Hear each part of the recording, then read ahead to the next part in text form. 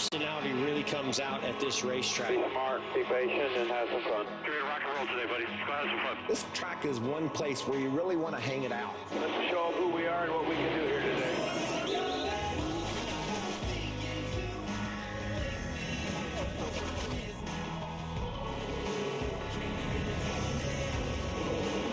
This is such a tough, challenging racetrack. Oh boy.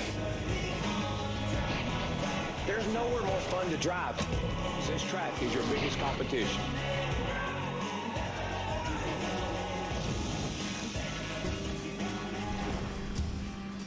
Ready to race and a nearly full house here in the Pocono Mountains of Pennsylvania for the Monster Energy NASCAR Cup Series race from Pocono on FS1.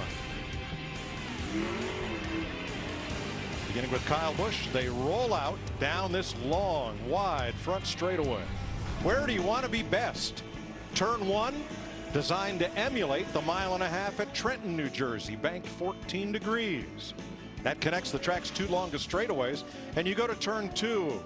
Mirror image of Indianapolis Motor Speedway's 90-degree corners, banked 8 degrees, and built in 1899, the Milwaukee Mile, with only 6 degrees of banking on the final corner. The main straight here, well, there's the straightaway at Bristol, 650 feet. Even at Charlotte, it's nearly 2,000 feet. That's nearly half of what Pocono's main straight is.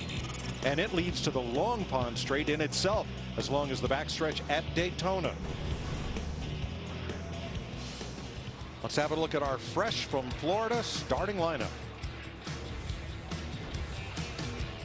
Same front row as Dover. 2 Toyotas, Kyle Busch and Martin Truex Jr., who's changed engines and will have to start the race at the rear. Matt Kenseth, third in the Toyota. Ryan Blaney is the fastest Ford. He rolls off fourth. Kurt Busch, Brad Keselowski, 2 Fords in row number 3. Kyle Larson is the fastest Chevrolet, along with teammate Jamie McMurray. We say we dial up yesterday's winner and see how he feels about today. Brad Keselowski at CW, got me there, my bud.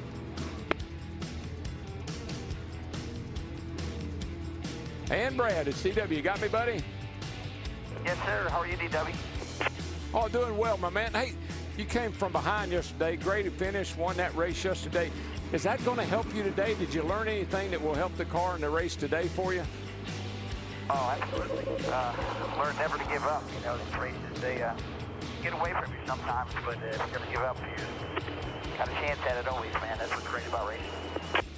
Well, you're one of the favorites to win today. Your car's been pretty good. The stages, how you think that'll affect things?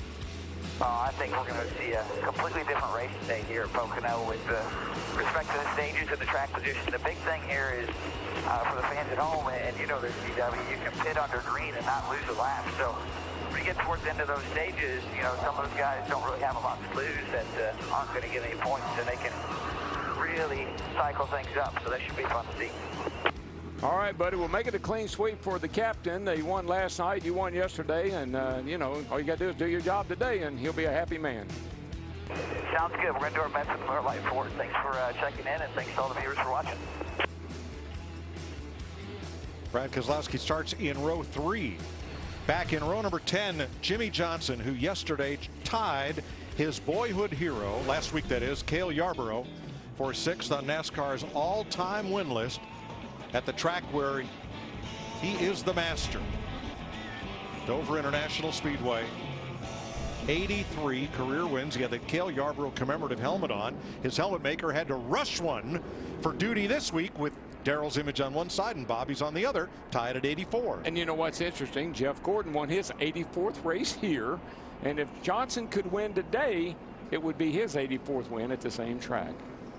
What do you think the chances of him winning today? I mean, he's pretty deep in the field. I don't know. We'll see. It's going to be fun to watch. Well, you know, last week we expected him to win, and he did. Today, the verdict's out. And Darrell Wallace Jr. should be fun to watch in his Monster Energy Cup Series debut. He came up through Racing Legends cars on the quarter mile at Charlotte Motor Speedway.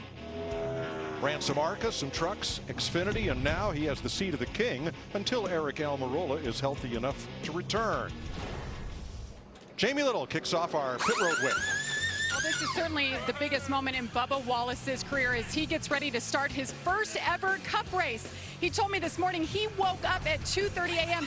ready to go. He's ready to race. This has been a great experience for him. It's gotten a lot of media attention, a lot of national media attention, but he told me there's no pressure. It's all about fun, and if you could see the smile on his face since he climbed into that car on Friday, you can tell he's taking it all in. He feels blessed to be in this opportunity, and he's enjoying the ride. Matt? Jamie, the challenging weekend for Ricky Stenhouse Jr. and the 17 team has only gotten worse. They struggled in qualifying, knocking down the 23rd fastest time, but after the car passed pre-race inspection, NASCAR notified the team that they would be forced to the back for unapproved body modifications, namely in the wheel well fender opening area and the side skirts. Going to the back, now certainly they're going to have to call an audible on strategy. Chris Neville? Well, 2017 has definitely been refreshing for Clint Boyer. But in recent weeks, crew chief Mike Bugaravich said, we felt like other teams were pulling ahead. But at Dover, he said, we finally found the speed that we were missing. We also found a mechanical failure. Talking to Clint before the race, he said, we've changed a lot going into the day. So he feels pretty confident. In fact, he had that confident Clint Boyer smile. Mike? Thanks, Chris. Shifting at Pocono offers reward but comes with risk. In practice, Dale Earnhardt Jr. trying to upshift from third to fourth gear. Watch and listen.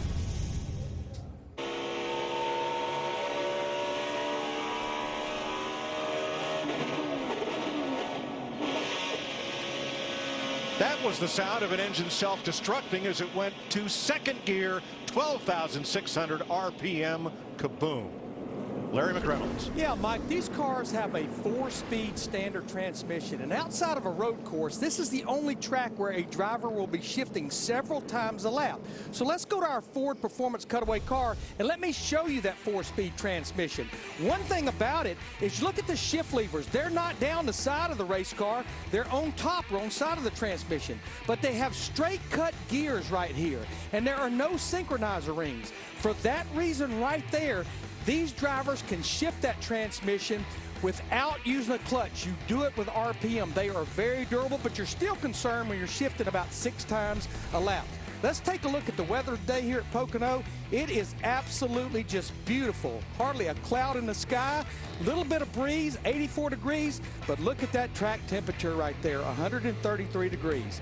Now about the race analysis today, 160 laps, 400 miles, stage 1 and 2. 50 laps, the final stage of the checkered flag, 60 laps, pit road speed 55 miles per hour. Pay close attention to that. That fuel window 36 to 40 laps and the grip level a 3 to 4. You've heard everybody reporting to the rear of the field for engine changes. Dale Earnhardt Jr., Martin Truex Jr., and unapproved adjustments after going through inspection. The 17 car Mike of Ricky Stenhouse Jr. to the rear of the field. Thanks, Larry. You listened in on Dale Earnhardt Jr. Attitude and effort. Keep both those up today. We're going to overcome anything. We're going to the rear first, then we're going to charge back up to the front. Focus forward, focus hard, focus on the next opportunity to be great. Be great today, guys. Thank you. Simple. Now let's explain what's happened at the front row. Kyle Busch is your pole sitter. He is elected to start in the outside lane. Because second place qualifier Martin Truex Jr. had to go to the back, that moves the entire inside lane up one. Matt Kenseth will share the front row for the green flag with his teammate. That's his teammate. Yeah, I think that's a good move right there. We were riding on board there with Dale Earnhardt Jr. The race begins here at Pocono before the green flag stops. We saw we saw Kyle Busch on the apron trying not to spill fuel out of the overflow. We saw Dale Earnhardt Jr. shutting the engine off already into the pace laps. That's how important strategy and fuel mileage is going to be today. 39 cars round that flat turn 3 and address themselves to the starting line. Pace car is in. Well, she's tricky, and she's got 3 different turns, and it's going to be a little bit of a fun afternoon here with this beautiful weather. Boogity, boogity, boogity! Let's go racing, boys!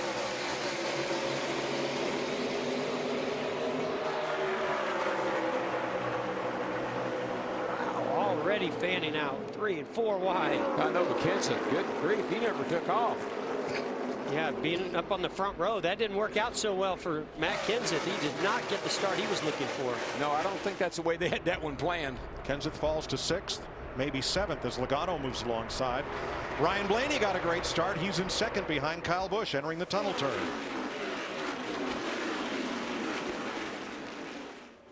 I really think that's what Kyle Busch was trying to avoid, putting that 21 car up on the front row with him. And they know how fast that car is. He's led a lot of laps this year. Ryan Blaney has. I think Kyle was worried about having that 21 breathing down his neck. I think something we're going to really have to keep an eye on. This is the first time all weekend long where cars have run side by side. Not a lot of downforce in these cars this year. When you get on a big, fast racetrack like this, I've heard a lot of drivers complain about getting really loose side by side or getting into the corner, and we may see that really become a trouble. I got really tight going into turn 1 because I just went in there at 204. Oh, yeah. 204 miles an hour off into that first turn. And look at Ricky Stenhouse, the 17 in turn 3, right down on the flat, below the yellow line and in the grass. The car was porpoising around, moving around a lot, even before he got the wheel off there. Well, he was using the apron to get the car to turn real low here. I don't know if he hit. Get back out there. 2 outside. 2 outside there. I don't know if he just was trying to avoid where that grass was to keep the splitter from ripping off the car, or he just hit a bump that knocked him up the racetrack. That's what it looked like. The car just really started bouncing up and down, and it got him a little loose, got him in the grass, and almost lost it. Jimmy Johnson on the move, +4, and he's the first car double wide. Now here comes Hamlin, getting past the Petty 43 of Bubba Wallace. We talked to Denny Hamlin pre-race, and we saw it right there. You saw Darrell Wallace Jr. really dive in there, almost get to the rear bumper of Denny Hamlin. Denny likes to drive in really easy into the corner, set the car into the banking, and then get a big launch up off the corner. And you saw that style right there from Bubba's in-car. I thought what was interesting, he says they hadn't won here since they repaved. We didn't shift here for a long time. The races he won were races where you didn't have to shift. And I don't know if that's just not played into his driving style, but the shifting has changed his way of racing here. Matt Kenseth has settled in 8th position. What happened to him on the start? Talking about that 41, I just didn't want him to sneak attack you. I don't know. I must have been wrong here or something. I don't know. I must have missed something there I wasn't paying attention to. Matt? And at driver intros, Kyle Busch and Matt Kenseth had a long discussion just about the start, especially with the 78 of Truex going to the back and why Kyle chose the lane he did, talking about how they're going to roll up to the green, but he just, like you said, just had a little hiccup. You know something, Mike, I think we ought to keep an eye on today. It's been windy here all weekend, really windy. I would watch for debris flying around and getting on somebody's grill, and it usually gets on the leaders first. That's right. The leader cleans the track for everybody, especially on a big speedway like this. I think Bubba Wallace is getting quite the education here early in this race. These Cup guys, they are super aggressive. And you know, it's amazing how they know how the experience to tune in their race car for the drop of the green flag. Well, I think what Bubba's learning is on a start or a restart, everybody is so aggressive. And he's trying to be cautious. Wow, look and at that's all just that not debris. working out. I saw a lot of stuff flying around already. 16th place there. Denny Hamlin, Paul Menard, Clint Boyer, and Chase Elliott. Mike, I always thought, and I think Jeff will agree, I always felt like Pocono was a judge of horsepower, because it takes a lot of horsepower to push a car through the air here down these long straightaways. The guy with the most power, that usually shows up here. The guy with the most horsepower. Oh, look at this crossover. I love that classic crossover move. That's Pocono in a nutshell. You go through the tunnel turn, and if you overdrive the entry, you slide up the racetrack. Well, 22 to pit road. Right sides look up. The right sides look up. 4 tires. Well, Joey must have had a vibration. They're going to change all 4. Jamie. That's right, the vibration, and he's not sure where it's coming from. So the bad luck continues for the 22. They thought they had pretty decent speed here, but having to come in early, you heard the call for 4 just to be on the safe side, change all 4 and make sure they're all tight. Remember, this team had trouble with loose wheels earlier in the year, a couple of races, so it looks like it's bitten them again today. He was in 6th. Now we saw that debris flying around. I think some of it made it onto Chase Elliott's grill. Yeah, I got my switches, and I might have a black piece of trash bag on the grill, not sure. Might have gone. Yeah, it looks hard to clear. tell if it's a black piece of bag, trash bag. Well, the good news is he's in traffic, and by being in traffic, if he can get up close to somebody, that'll clean the grill. Yeah, it looks pretty clean. I think whatever was there, it already blew off. Oh, yeah. My God. Left rears. Wow. Shredded. Just shredded. Now, could that be low air pressure? You know, there's a minimum air pressure that Goodyear recommends, but to find some extra grip, and especially if they plan on going long run here, that lower air pressure can certainly give you some performance, but it comes at a big risk of you could lose the sidewall in that tire. Yeah, well, the left sides give you a problem here because over the tunnel you have a real bad habit of dropping the left sides off the track a little bit. We saw what Stenhouse did here in turn 3. You use that apron to get the car to turn, and sometimes it causes you a problem. Now Logano was close enough to the front when he pitted. He was in 6th place, that he's still on the lead lap. Let's ride with Kevin Harvick down the front straightaway. Look at that speed climb, 204. That's 204 miles an hour off into that first turn. The Trenton turn. Fortunately, it has 14 degrees banking. What impresses me is it's 204 at the point of braking, all the way down to about 145, 150 miles per hour once they're in the center of the corner. That's how much you have to slow down to use the brakes here. Back up to 4th gear. Now you'll see some drivers will choose not to use the downshift or shift all the way around this racetrack. Definitely here in turn 3, definitely down in turn 1, but not always in the tunnel turn. But because he was behind traffic, he used 3rd gear to try to get an advantage and make that pass happen. Now I like to call it passing gear because that's what you really use that for when you got it there.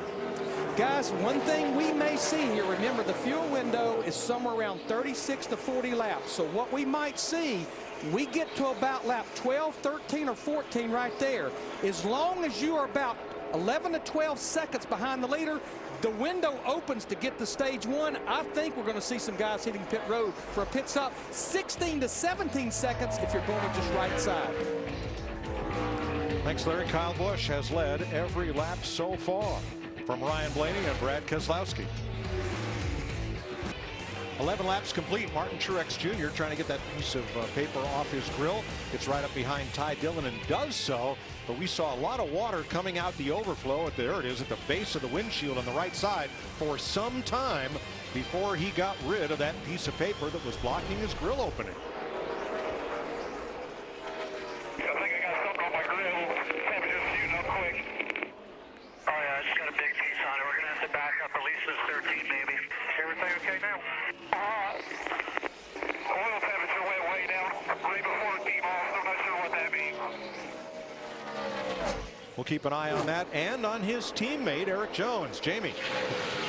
Eric Jones is saying he has a vibration right now, and he's not sure if it's a wheel or perhaps brake shake, but he said the longer he goes, the better it seems to get. So they're definitely keeping an eye on that as he's worked his way into the top 10 now. It could be brake shake because you use a lot of brake to slow the car down. Then you got these long straightaways that everything cools back down, and so you shock those rotors every time you slam on the brakes.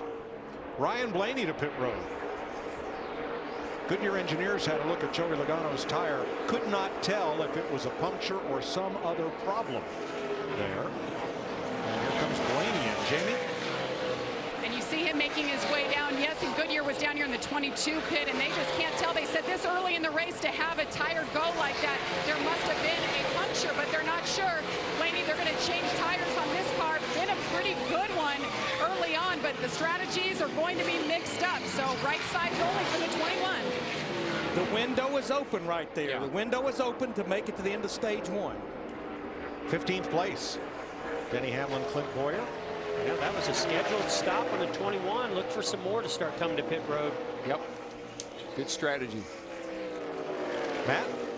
Mike, Jimmy Johnson told me he needed to be 14 seconds or closer to the leader to make this strategy work. That's exactly where he is now. He's pitting right off turn 3, right next to the 20 team of Matt Kenseth. Now Overstreet and Malik, the car chiefs for these two teams, just discussed when they would be pitting so that way they can work together. Meanwhile, the two of Brad Keselowski, his biggest issue was free on entry to turn 3, but he was tight off of turn 3, losing a lot of time coming down this long front straightaway. And I believe he just took right side tires Just to like be quick in and out 21. under green. Yep. Well, they've got yesterday's experience to help them make decisions about what they want to do today for these stages. So that might have been a pretty good call. Now remember, all these drivers who started in the top 12 started with at least 6 laps on their tires from 3 rounds of qualifying. Biggest mover from the start of the race. We'll look at the drivers that started out back for one reason or another, including Dale Earnhardt Jr., who was up 16 positions. Here comes Matt Kenseth to pit road. Matt? And Kenseth is in. Crew going to work. Clean tear off the windshield. Solid stop on the right side. Going to be a 4-tire change. The 48 should be coming next time by. Kenseth is away. Larry, I have a crew chief question for you. So if nobody had pitted yet, everybody just kept running. Would you be the first one that wants to make that move, or do you wait and see what other people are going to do? I think they all had their plan coming into this race, Darrell. And at the minute that window opens, I'm coming. I think the other plan may be to split this stage in half. We'll start to see them coming about lap 24, 25. 50 laps is stage 1 as Ricky Stenhouse moves up to 21st. Let's check on the Chip Ganassi cars. Beginning at 3rd place, Chris Neville. Yeah, boy, Jamie McMurray having a good run here. He is talking about the wind blowing down the front straightaway towards turn 1. He said the back end of that car as he turns into turn 1, getting away from him. But as the air pressure in those tires have come up, he said his biggest issue right now, the one car a little bit too tight over in the tunnel turn. Kevin Harvick does a big burnout leaving pit road at lap 16. Larry, this 14 seconds that Matt talked about with Jimmy Johnson, I would imagine you need to be that close to the leader within 14 seconds to be able to pit without losing a lap? To change 4 tires. And that's very borderline, Mike. Very borderline. Yesterday, it was about 12 seconds. Well, here's your leader, Kyle Busch, giving up the lead to come to pit road. Older brother Kurt, last year's winner, should pick up the lead here. Matt. And Mike, Chad Canals called Jimmy Johnson in. They're going to make a chassis adjustment on the 48. A little snug, he says, rolling through all 3 corners, but especially down in 3. Chris. And we see Jamie McMurray coming in. Talked about the car being a little bit tight over the tunnel turn, so a small adjustment here. Also going to pull some tape on the grill of that car. And Kyle Busch working with interim crew chief Ben Bayshore. 4-tire stop there, saying he's just a little bit loose, but the car was good. You see the 48 on pit road as well. Now Kurt Busch also pitted, so that gave the lead to Kyle Larson. Ahead of Eric Jones, then Austin Dillon, Daniel Suarez, Casey Kane.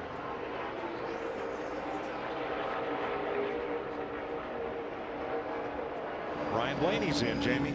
Well, the window open. They pitted the first to do so on lap 13 to right sides only, and he had a vibration, so a loose wheel for Blaney. He had to come back in. 42 leader is on pit road, Chris. And Kyle Larson pretty happy with his race car coming into this race, but starting off, he said, firing off that car a bit too tight as the air pressures do come up in the 42. He said now the car's just too loose. Brian Newman speeding in section 7 of pit road. Matt. Mike Austin Dillon in, the car on the tight side. 4-tire change, no chassis adjustments for Dillon. He's away. Mike, I just saw in some of those pit stops incredible amounts of brake dust flying off of those front tires when the tire changer gets that air wrench in there, using a lot of brake. I think brake temps and the amount of temp in the wheel hub, everything is going to be so critical today and be very difficult to manage. What we saw in the telemetry, turn 1, you've got to take 40 miles an hour of speed out of that car to get through the corner. Dale Earnhardt Jr. on the radio complaining of a soft brake pedal. I am running out of brakes. Brake pedal falling to the floor. 10-4, we're going to pull a little brake tape. Now, from what I understand, a lot of these teams have really beefed up their brakes for this race, but that doesn't mean they're going to open them up and let air flow through. Chris? Yeah, we see Chase Elliott coming to pit lane, talking with Alan Gustafson. He said, we just missed it in qualifying, but we got a good car today. He said he is struggling in traffic, though. Jamie. And Daniel Suarez making his first cup start here. You see the wrench in the windshield. They're going to make a wedge adjustment. Air pressure has already been done. A 4-tire stop for the 19. It's a good one. Yeah, Jeff, the brake ducts, these straightaways, Mike, are so long, and you want to make as much time down the straightaway as you can. You're going to tape that grill up, those brake ducts up, as much as you feasibly can. Sometimes you overdo it. Yeah, because aerodynamics are so important to the speed of your race car. Dale Earnhardt Jr. is coming in. Shifting it way down, using engine compression to slow it. You know, when he says he has a soft pedal, that means he has to pump that brake pedal to get the brakes that he really wants to come to pit road. Yeah, it means they're hot. Yeah. So he can maybe nurse them a little bit here and get that pedal back. Jamie? And the 88, they completely changed the setup on this car. Just Junior was not happy, lacking speed, and this is a great racetrack for him. So Greg Ives said they went to the drawing board last night, came together, and now he's complaining about the brakes, as you guys noted. A 4-tire stop here for the 88. See if they can help that car out. You heard him say they were going to pull some tape, too, to get some air to those brakes. Erik Jones is your leader from Trevor Bayne and Danica Patrick. They have not made pit stops. Now, during practice, Bubba Wallace was trying to get his tack readings right for pit road, and apparently they had an issue still because he's been nabbed for speeding in multiple sections. Too fast entering. Mike, I just think there are so many elements that he has never had to experience. Now, speeding on pit road, you do that in, you know, whether it's Xfinity or Cup, but you got a different dashboard. You got the digital dash where he's not accustomed. So many things he's not accustomed to looking at and using may have just gotten him right there. And the Cup teams push things to the limit everywhere on every square inch of this racetrack, and I gotta believe they just gotta open up that box a little bit more for him. Martin Truex Jr. on pit road. And we're told the reason that Ryan Blaney came back to pit road was they had a loose right front, a vibration there. That's why he stopped again.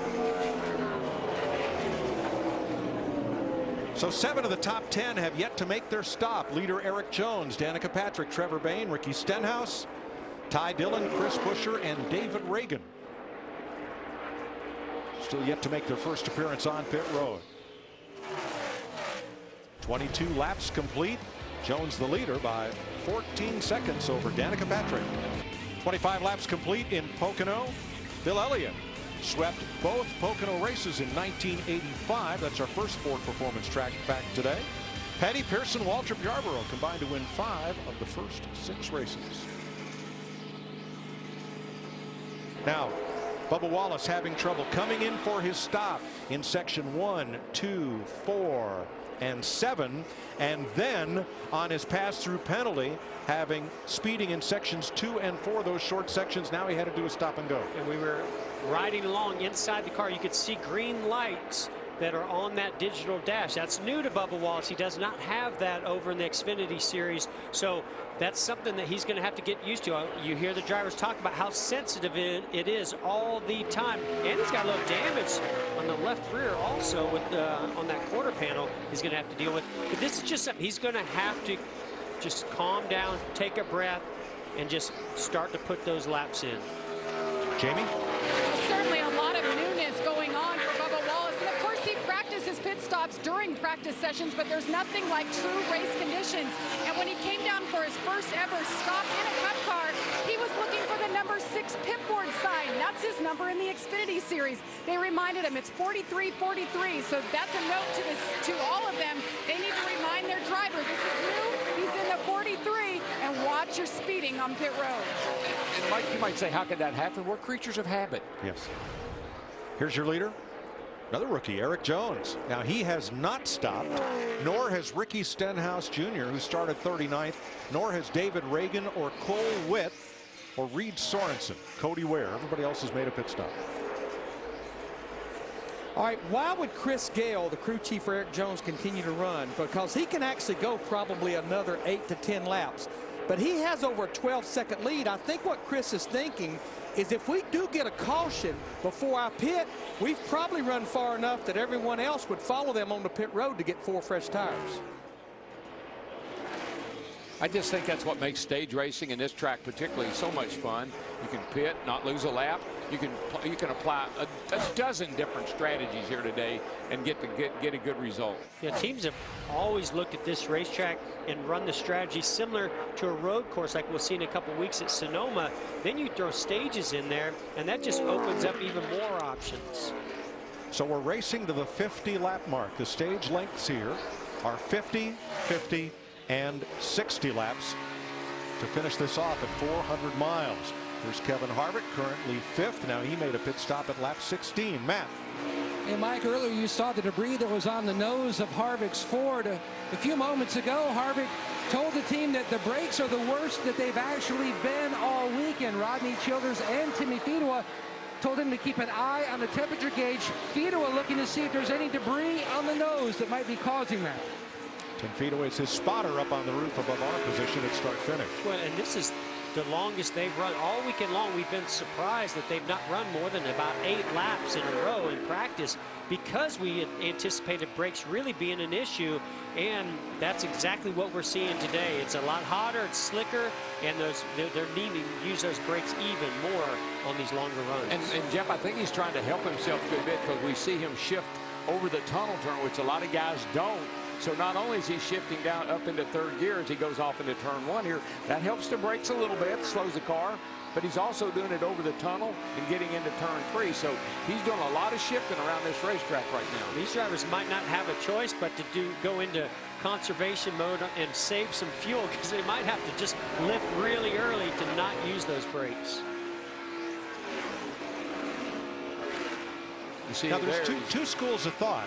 What Harvick is doing is shifting to help slow the car entering the turn. There are some drivers who won't make that downshift till they're ready to accelerate up off the turn. Yeah, I think it's a comfort thing.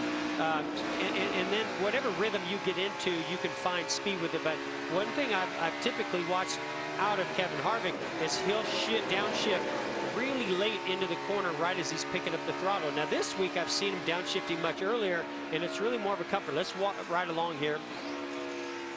So that's right before he gets to the center of the corner. That's just to help slow the car down, Mike. I mean, you catch 3rd gear getting into the corner, that slows you down a little bit, a little less brake.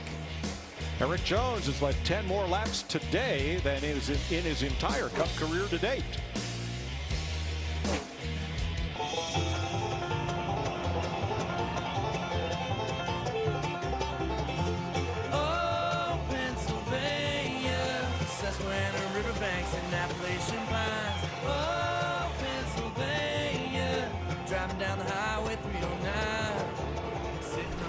Beautiful place, the Poconos. And here in the middle of the Pocono Mountains sits this tri-cornered racetrack. There weren't enough mountains in the Poconos, so we brought our own for Donnie Russell, who is way high atop that lift, to give you a look at the mouth of the tunnel turn as the cars come down the Long Pond straightaway. Here's what Donnie sees and what you see when we put that camera on the air. That is a brave man. You know what else I see? I see that wind whooping around over there too. Sure is. The thermometer was going crazy. It's the tunnel looking at turn 1 and picking up, looking for our leader Erik Jones, 6 seconds ahead. I tell you of what, Kyle Busch now. He might want to get to pit road pretty soon though, because Kyle Busch is gaining about 2 seconds a lap on him. Donnie or Erik? Erik. Here he comes. He's listening to you, DW. Boy. So he's been out there 34 laps, and he's led 17 of them, tying Kyle Busch for the most laps led today. Prior to today, he had only led 3 laps in his first year of Monster Energy Series competition. Jamie? Well, you had a vibration early on in this run, but it seemed to have gone away, so they think it was just brake shake. The car has been good all weekend. They really felt like they had a solid top 5 car, so he's proving that so far. They brought him in saying he's getting tight, and it gets worse as he runs. So a 4-tire stop here, they'll free him up just a bit. Wipe the grill, and away he goes. Mike, it always makes sense. Car gets a little tight, burns off fuel. Got about 20 gallon of fuel in the back of that thing. As that burns off, you gain nose weight, tires wear, brake heat. That gets your car tightened up. Now he'll be able to stay on the lead lap as we look at 6th place. Matt Kenseth, Jimmy Johnson. The trend continues for Jimmy Johnson. Doesn't qualify very good. Sometimes he even goes to the back of the pack and starts from the tail because of some issues maybe that they've had, and then drives to the front. But you know what's interesting is Jimmy Johnson has no stage points, but he has the 2nd most points because he has 3 wins.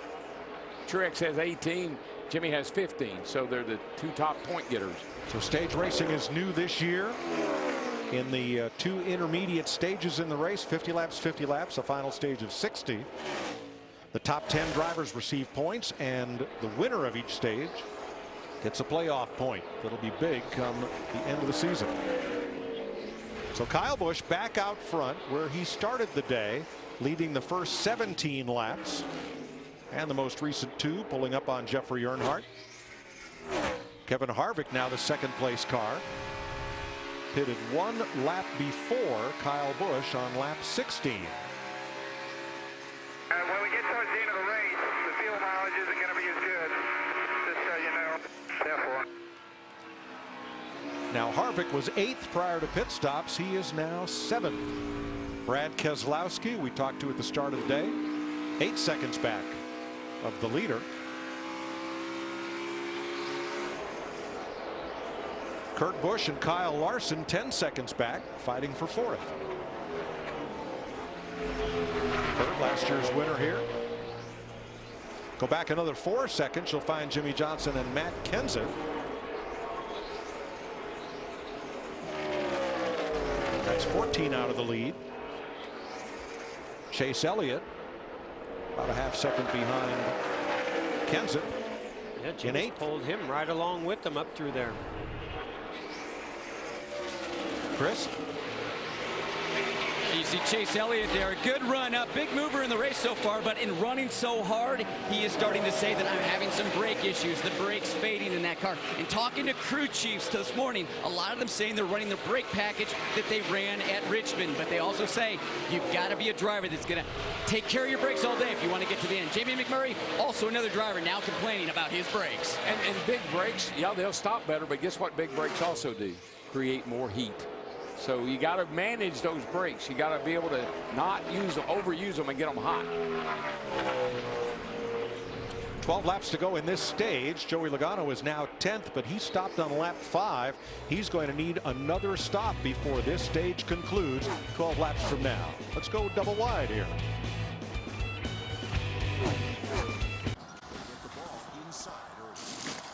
We're just moments away from adding a new chapter to college basketball's most storied rivalry.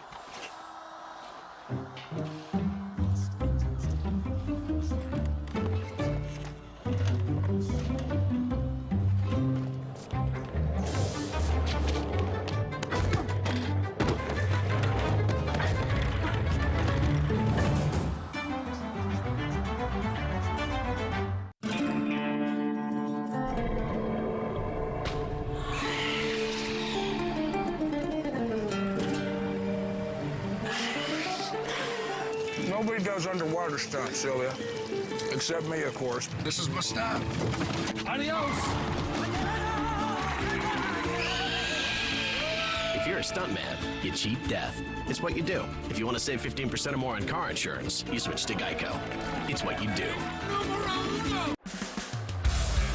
NASCAR fans, get your officially licensed NASCAR gear today. Log on to the NASCAR shop now to order your t-shirts, caps, die-cast, and more from all your favorite drivers. The NASCAR shop is the official online store of NASCAR and your destination for all NASCAR licensed merchandise. Secure your gear today. Order online now at NASCAR.com/shop. We are AARP. For nearly 60 years, we've empowered people to choose how they live as they age. We advocate for health and financial security. We strengthen communities everywhere. AARP, real possibilities. KFC's new Spicy Crispy Zinger Chicken Sandwich is now available in a $5 fill-up. Because who wants to spend $7 on a meal at a burger place when you could spend $5 on a meal at KFC? You need another reason? I didn't think so. KFC, it's finger-licking good.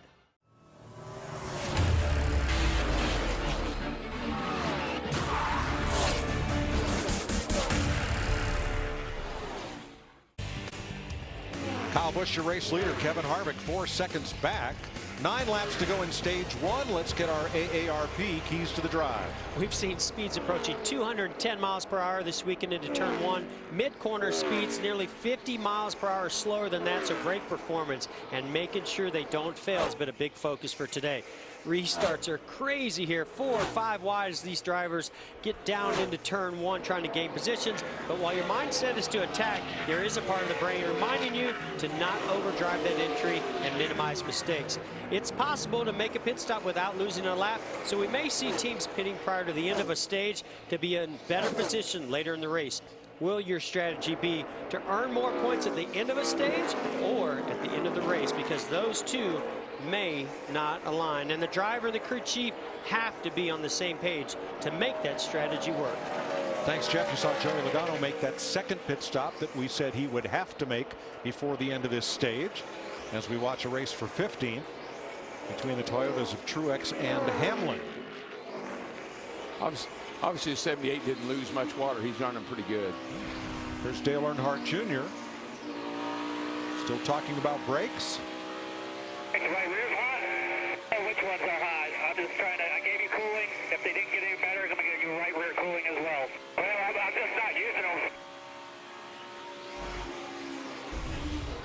Yeah, let's use our Ford Performance Cutaway car and let's look at the front brakes. I mean, they are mammoth. This is what you would run in Sonoma in a couple of weeks or the short track.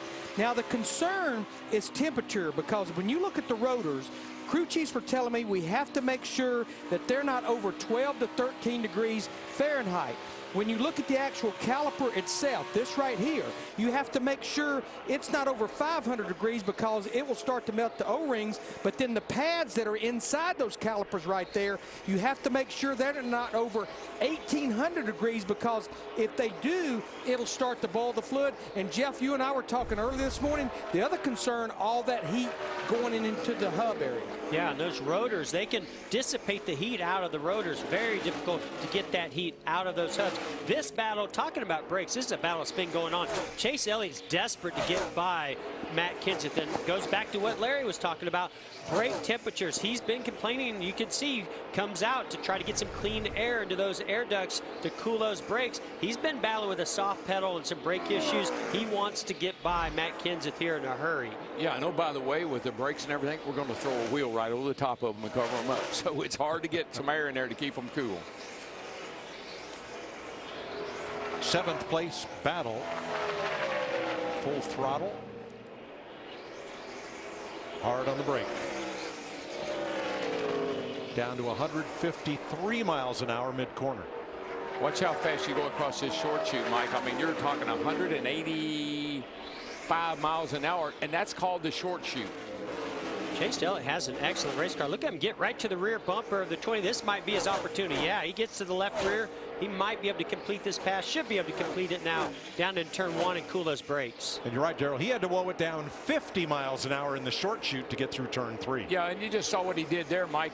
He goes way wide, get away from the 20 car to get any side draft that the 20 car might create. So he wants to break that draft, go way wide, down low next to the wall, and then swing back in front of the 20 car and complete the pass. 5 to go in stage 1. Kyle Busch has led 28 laps. Eric Jones 17. Harvick's coming. He's within 3 seconds of Kyle Busch now. It was 4 about 3 laps ago. And then, you know what, Mike? It makes sense for him to be good at the end of one of these runs, because you think he's shifting a little bit more than everybody else.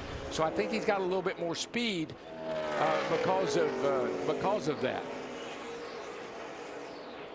Yeah, I can't wait to follow up and see if we can't get a little bit more understanding of the comments that Kevin Harvick made. At the end of this race, this is what he said, at the end of this race, our fuel mileage is not going to be as good as we anticipate. And I wonder if that's a signal back to Rodney and the team about shifting. In order to find good speed at the end of this race, he's going to have to burn more fuel by shifting more.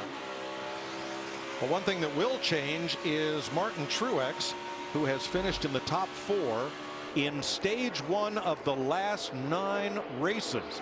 Only way that can happen here is if 5 cars ahead of him pit in the next 4 laps. And they can't pit with 2 to go in the stage. Next couple of laps, we'll see if anybody's going to use a little contrarian strategy here.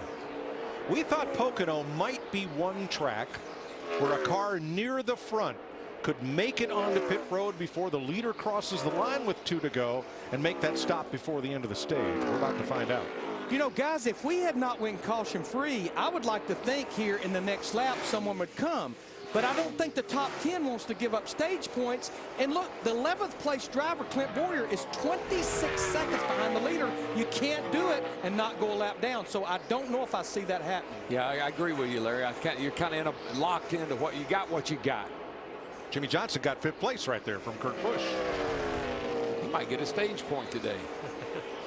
Might get a few of them.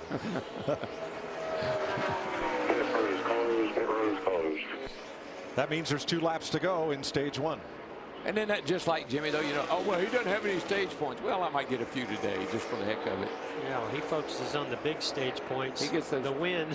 He gets those 5. What I want to know is if when he wins race number 84, is he going to have to cut that helmet in half for you and half for Bobby Allison? Oh, that's going to be the question of the day. I wouldn't ask Bobby Allison about that. I can tell you. I don't know. I told him if he wins, I'll be down there. Harvick's still coming, 2.2 seconds. He's not going to catch Kyle Busch, but boy, he's shown he's got the speed. We see this so much out of this Ford team of Kevin Harvick. They are pretty good on that opening run, but when they can get on pit road, put 4 fresh tires on, make some adjustments, that car comes to life. Well, it's going to have to if it's going to catch the guy leading right now, because he's got a pretty fast race car. Well, last week in Dover, Kyle Busch started from the pole, and after just 18 laps, they made a pit stop. The left rear wheel came off, and he lost his crew chief, tire changer, and tire carrier for 4 races, suspended because of losing that wheel. The team says they will not appeal.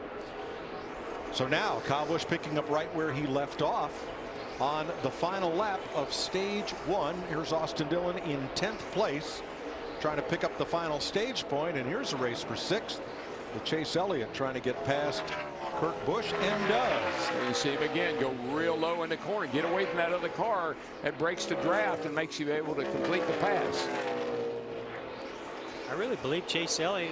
I saw this in practice. I think he has one of the fastest race cars. Now we're going to end this stage. Kyle Busch wins stage 1. It's his 4th stage victory of the season.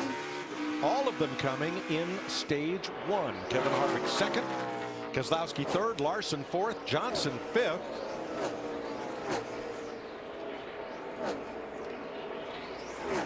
Elliott, Busch for 6th and 7th.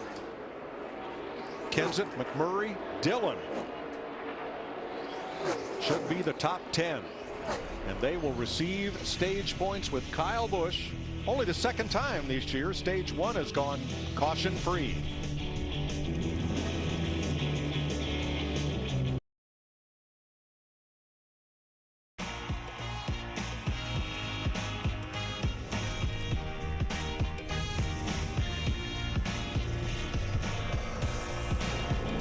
A monster of a stage win for Kyle Busch. From the pole, leading 34, now 35 laps, including these last 2 under the caution flag. Ben Bayshore up on the pit box. Adam Stevens under suspension, which means he can be at Pocono, but he can't be in any area that would require his NASCAR hard card for admission, and cannot be on the team radio. So they'll come to pit road at the end of stage 1. We expect everybody but Joey Logano perhaps to come to pit road. Here's our aerial coverage provided by Goodyear. Everything they learn making tires for the grueling demands of NASCAR inspires what rolls into yours. Goodyear, official tire of NASCAR. See how sharp that turn 1 is. And let's check up on the Coca-Cola racing family. See how those drivers are faring. Austin Dillon picked up a stage point. Suarez, Hamlin, everybody on the lead lap, including Logano, who has pitted twice. First at lap 5, and then at lap 41.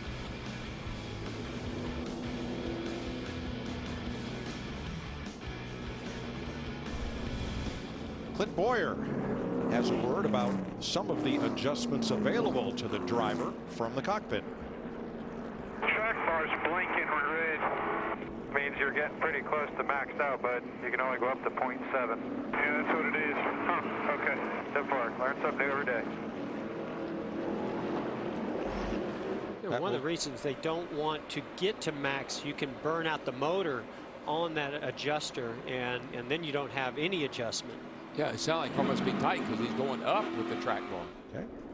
Pit road's open, Matt. Mike, on the first run, Kevin Harvick said the car was just way too tight, especially in turn 3, telling Rodney Childers the car still on the tight side, needs to be a little bit more free as he finished second in stage 1. Meanwhile, the deuce of Brad Keselowski, remember he pitted back on lap 12, took rights in an air pressure change to try to improve the balance in 1 and 3. Still needs more grip. Chris? Kyle Larson pretty happy with his race car, saying he's like, got a lot more grip on this run. His only concern, a little bit tight off turn 3. 4 tires, no adjustments. Jamie. Rear changer Adam Hartman and Anmore Parrish is the rear carrier, filling in for the next 4 races for Kyle Busch. His regulars are suspended. It was a 4-tire stop for Kyle Busch, who was getting tight on exit. 2-tire change for Eric Jones puts him out front, ahead of Kyle Busch and Kevin Harvick. Kyle Larson. We're say we dial up our stage 1 winner. Hey Kyle, this is Jeff up in the FS1 booth. You got me? Yes, sir. How's it going?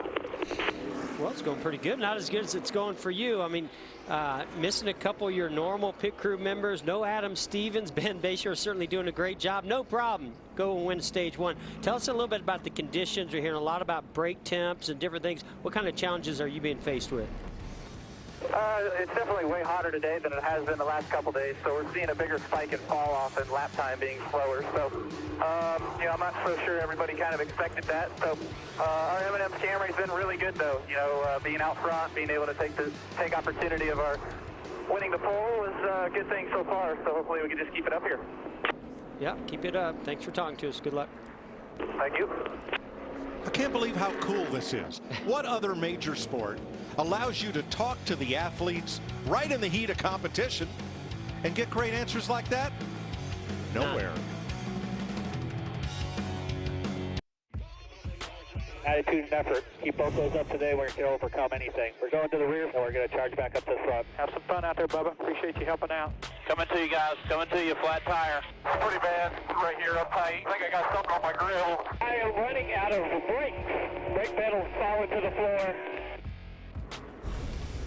Ready to restart for stage 2. Ricky Stenhouse stayed on the racetrack. We'll explain in a moment. First to Chris Neville at our eBay Motors pit box. Mike, we've been talking a lot about strategy this weekend, and teams do a lot of homework. Each week they get a stat pack which tells them about cautions during the race and also what the previous race winner, the strategy that they used to get that win. They're also using proprietary software during the race where they can input their pace, how much fuel they're burning, when they're hitting pit road, and also if the driver is shifting or using a lot of brake. That will tell them if their range is going to change. But most of these crew chiefs will also tell you that when it comes down to making that winning call, a lot of times that just comes from your gut.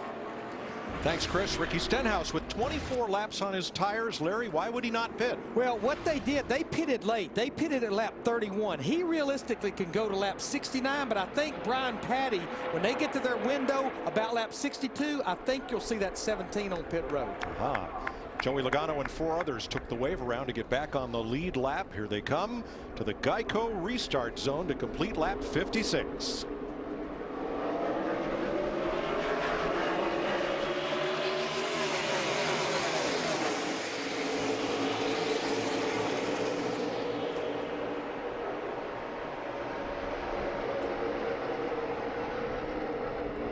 Ricky Stenhouse Boy, Jr. really dove drove down it in into there, turn didn't he, 1. buddy?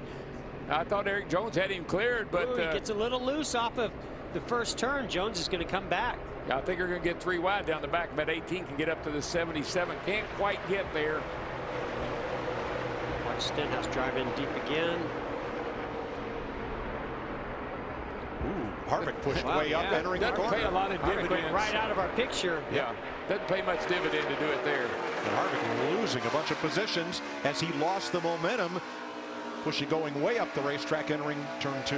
Yeah, once you get out of the gas, you lose that momentum. That little short, you don't have much time to get it back. Pushing you, you're clear all around. Well, we saw how good. Way to go. We saw just how good Kevin Harvick was on that last run. Towards the end of that run, we're hearing a lot of drivers, oh, Junior having an issue. Oh, did he miss a gear again, or did it get stuck? Can't get you down quite yet. Hang on. Couple more. Clear by 3 to the 38. 2 back. 1 back. You're clear low. Come on down. Come on down. Yeah, I think that transmission's I don't know what it is about the shifter this week, but it's not natural to me. Now this is a new transmission. They had to change engine and transmission after the incident in practice we showed you earlier. Looks like Clint Boyer may have been in the wall. No, he's got trouble. You see smoke coming out of the car. He's going to have to get to pit road. That'll cut the tire. That right rear might be cut already.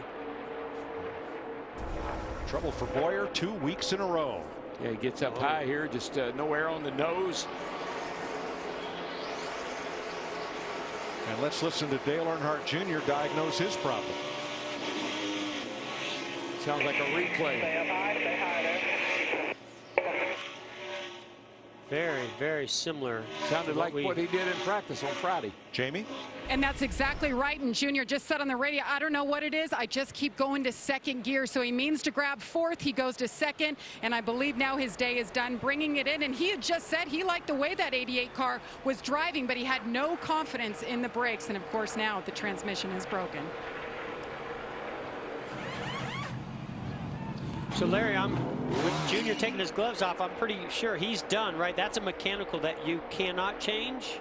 Well, if it's just the transmission, yes, they could change the transmission, but something tells me it's going to be just like Friday. It's going to be engine related. Yeah, you got to start at the radiator and work back. Friday, here going for the lead, Kyle Busch on Eric Jones, and takes it, bringing Kyle Larson along for second place. Yeah. Remember, Jones took just 2 tires. Kyle Busch and Larson have 4. But for Junior, when he hit second gear, we call that the money shift. And on Friday when it happened, the engine went to 12,600 RPM. The service ceiling on that engine is 9,500. Yeah, money shift because it costs you a lot of money. You bet. If you listen to that, it sounded exactly like what happened to him on Friday.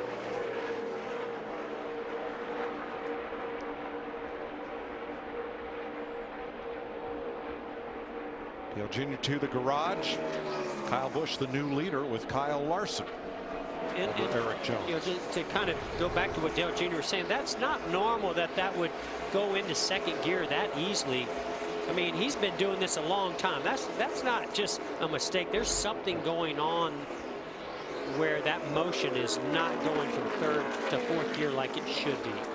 Yeah, you saw the temperatures there, and Matt, it is way hotter today than it's been either Friday or Saturday here.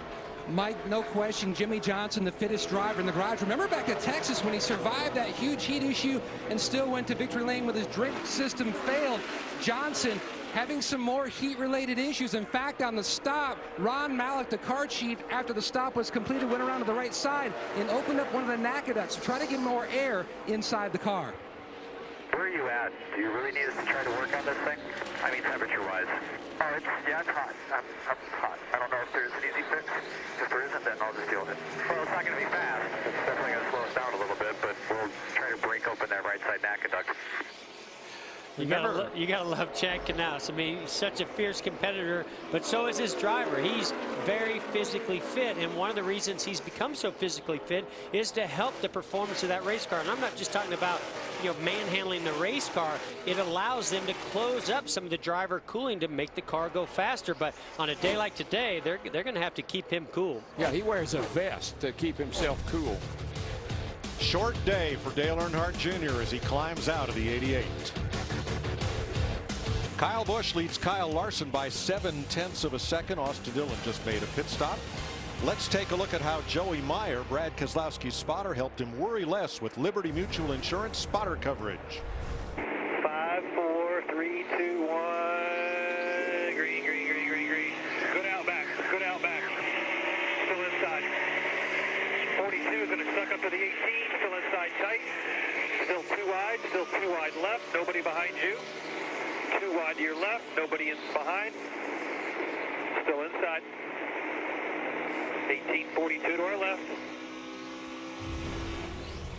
Worrying less. Now those spotters from their spot on the stand here above us out to turn number 2, that's over 3,000 feet. So that's a long look 3,100 feet from their spot to the tunnel turn.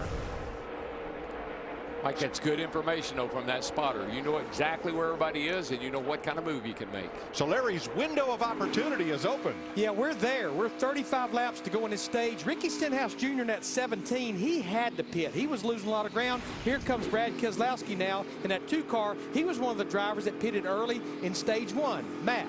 And Larry Mack, remember, they were one of the first cars, like he said, pitted, but they also took right side tires on that stop back on lap 12.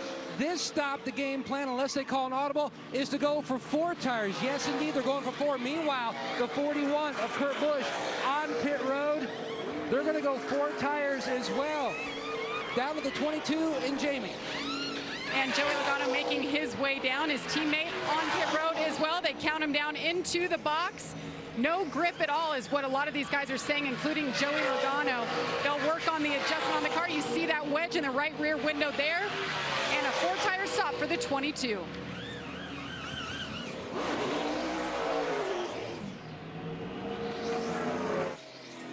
Kevin Harvick is in. 22 goes down a lap with that stop.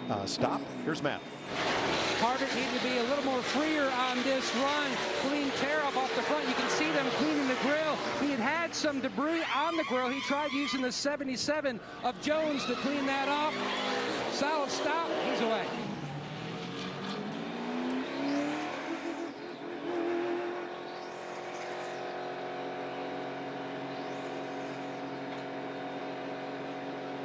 So Dale Earnhardt Jr. out of the race. He's with Chris Neville. Well, Mike, in all the years that Dale Jr. has been running at Pocono, this is only his 2nd DNF. And Dale, I know it's been a very frustrating weekend. Has the team done anything different with the transmission this weekend? No, yeah, I just, something in my motion is, I mean, there really isn't anything different. The shifter's not different, the handle's not different, the location, everything's the same. I don't know whether it's something about my motion. It's not, it's, you know, going in the wrong gear. I can't, I wish I could blame it on something else because this is awful. Feels awful. The car was fast. We drove up in the top 15 there, running great lap times. Really, really happy with the car. Wasn't really running that hard, backing up the corners big time, and just cruising forward. Really happy. It's just my fault. I don't know what else to. I wish I could say that the shifter's different and something's out of line. That's you know, not something I've done. I was doing last year as far as where we have the shifter mounted for Pocono. This really concerns me coming back here and the road courses, you know. But we haven't had any problems all year long. But in places where we do a lot of shifting, I don't know what's going on, what I got to do, or why this is really happening out of nowhere. So I don't know. We don't really have an answer to it other than me just having to pay more attention. But I mean, I've been doing this all my life, and this isn't a common issue that it has been this weekend. Thanks, Dale. 2 transmissions for Dale Jr. this weekend. Now the top 13 drivers have not made pit stops. In the column on the right side of your screen, you can see who is in at any time during these green flag stops. So the top 13 from Kyle Busch down to Ty Dillon have not made this stop. We're going to go deeper into this stage, it appears, before coming to pit road. Chase Elliott will pit. Chris. And you see Chase Elliott working his way down pit lane there. He said the car is pretty good from the changes that they made early on.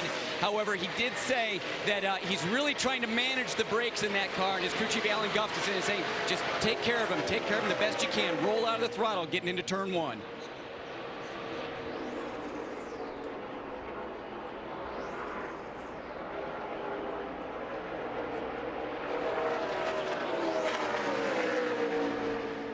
Jimmy Johnson in and out after complaints about the heat, Matt. Mike, he lost a lot of track position when they opened up that Nakaduck. Restarted all the way back in 18th, made a little bit of headway, but Johnson complaining the car extremely on the tight side. Track bar adjuster didn't help. Finally hit pit road and made a significant swing at it to try to free up that 48. Well, it tells me this track may be changing quite a bit. We've seen some really high track temperatures, not just ambient temperature that Jimmy Johnson deal with. I think that track temperature is also laying a lot of rubber and changing the balance on these race cars. Well, and the ambient temperature drives the brake temp. It drives all your temps up. Engine, brakes, tires, the whole 9 yards. And what else is going to drive Jimmy Johnson? Kyle Busch showing up in his rearview mirror. He's Johnson's right in danger of going a lap down. He is, Mike. I just noticed it right behind him as he came out of the pits.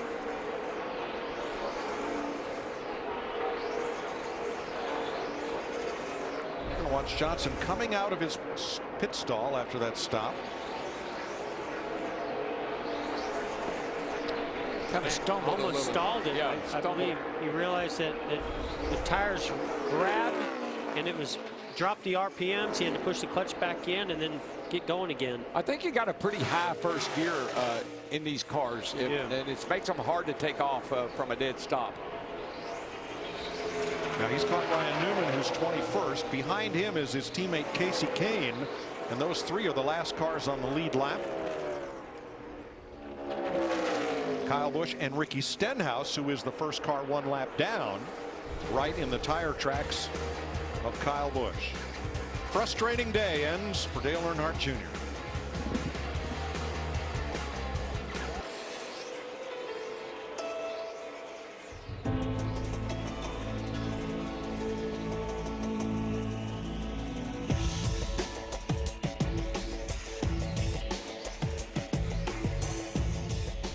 ...160 laps, 400 miles in eastern Pennsylvania today, and Kyle Busch, who won stage 1, has been out front for stage number 2, leading Eric Jones by 8 seconds.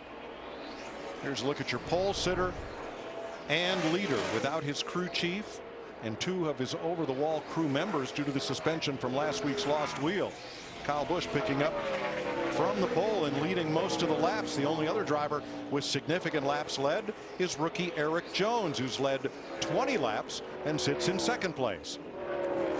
Got the 3rd place runner here, Martin Truex Jr. He won here in June of 2015. Maybe it's just going to be after how the strategy plays out. I think those guys are going to run long and then probably stay out at the break. We can either do that or we can just split the run. We're just trying to decide. Pit forward, bud. He's 11.3 seconds back and headed for pit road.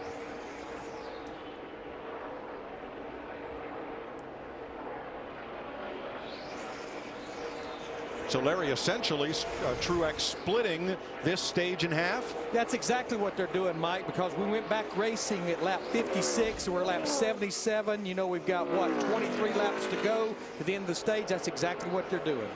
Jamie? It's been an interesting weekend for the 78. They had to change out a power steering pump, and they changed out the steering box and then the engine, so he's fought his way back from the back, just too tight on exit. That's been the complaint. 4 tires here and an air pressure adjustment. Meanwhile, on the right-hand side in the top 5, Ryan Blaney. He has had radio issues. The team cannot hear him. He can hear them, though. On the last stop, they gave him a radio. That didn't help matters. So they told him to blow into the microphone. Maybe it's wet. That didn't help. So they just said, tap the roof if you're loose, tap the door if you're tight. He tapped the roof. They desperately don't want to take the time to swap out helmets at this time. Boy, that's old school. That is old school right there, brother. David Pearson old school. Oh, yeah. Daniel Suarez, nice run for the rookie in 5th, 20 seconds back. And here's the greatest story of qualifying. Michael McDowell racing for the Fire Department and New York Foundation with Levine Brothers Racing. Made the final round of qualifying, and he's running the top 15 all day. Yeah, great run by that 95 team. And then Danica, you know, she had a great finish last week in Dover, and she has a 15th place finish here. I think it was back in August of 15. Danica in 7th, 24 seconds back. Trying for a 2nd straight top 10. Paul Menard, 8th place for Richard Childress Racing, 27 seconds out. And once you get behind Paul Menard, you start to get into the cars and drivers that came down pit road and have made their stop in this stage and carrying a lot of speed right now.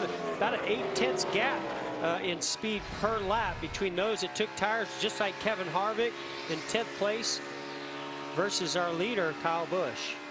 So the first 8 cars back to Menard, plus Ty Dillon in 16th, are the lead lap cars that have not made a pit stop here in stage 2.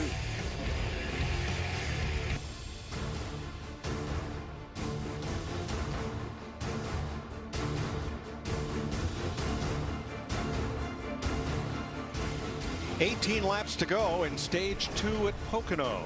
The first 7 cars, and Paul Menard in 9th, have not pitted. They last pitted at lap 73. Larry, we've got 17 to go in stage 2. What do you think their strategy is? Yeah, I think I figured it out. Eric Jones and Chris Gale, they have figured out this strategy will work. I think that Kyle Busch, Eric Jones, all those drivers have not pitted. They're going to go to about lap 88 or 90, 10 or 12 to go in this stage. Then they'll pit, and what that will allow them to do is they're going to stay out at the end of stage 2, and then the minute the window opens with 38 to go in this race, they come and get 4 more tires. So what they're trying to do is reduce their number of pit stops. Wow. Well, now, how about strategy for Martin Truex, who decided to split this stage by stopping halfway through?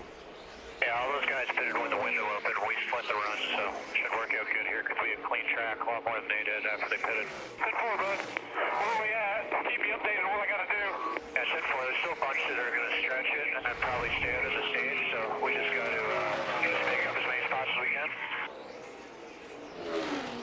Now, Mike, let me expand on that. Those drivers, when they pit with 10 or 12 to go, they may not necessarily stay out at the end of stage 2, but they may do exactly what Eric Jones did and come and get just rights.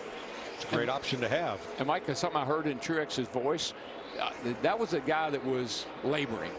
And it's hot today, and we do a lot of shifting. We do a lot of braking. This is not a physically demanding track, but that heat takes that to another level. When it's hot outside like this, the driver really pays for it. Yeah, one of the hottest races I've ever dealt with was right here at Pocono. So I think it's more physical than you think because of the downshifting and the heavy braking. If you go on board Bubba Wallace making a pit stop, 4 tires. Great view out the windshield and watching him in action. Now that is his first stop in this stage. So I just go back to a time when I got really dehydrated at this track, and boy, did I pay the price afterwards. Heavy cramping. Well, think about Johnson at Bristol. Remember, he wears a vest, a cooling vest, and he said that thing works to perfection. But remember, when he got out of the car at Bristol, he had to go to the infield care center and get some fluids pumped in him because he was dehydrated. And he's in the shape. He's in probably the best shape anybody in the field. 3rd place here. I was wondering if Denny Hamlin had scraped the wall.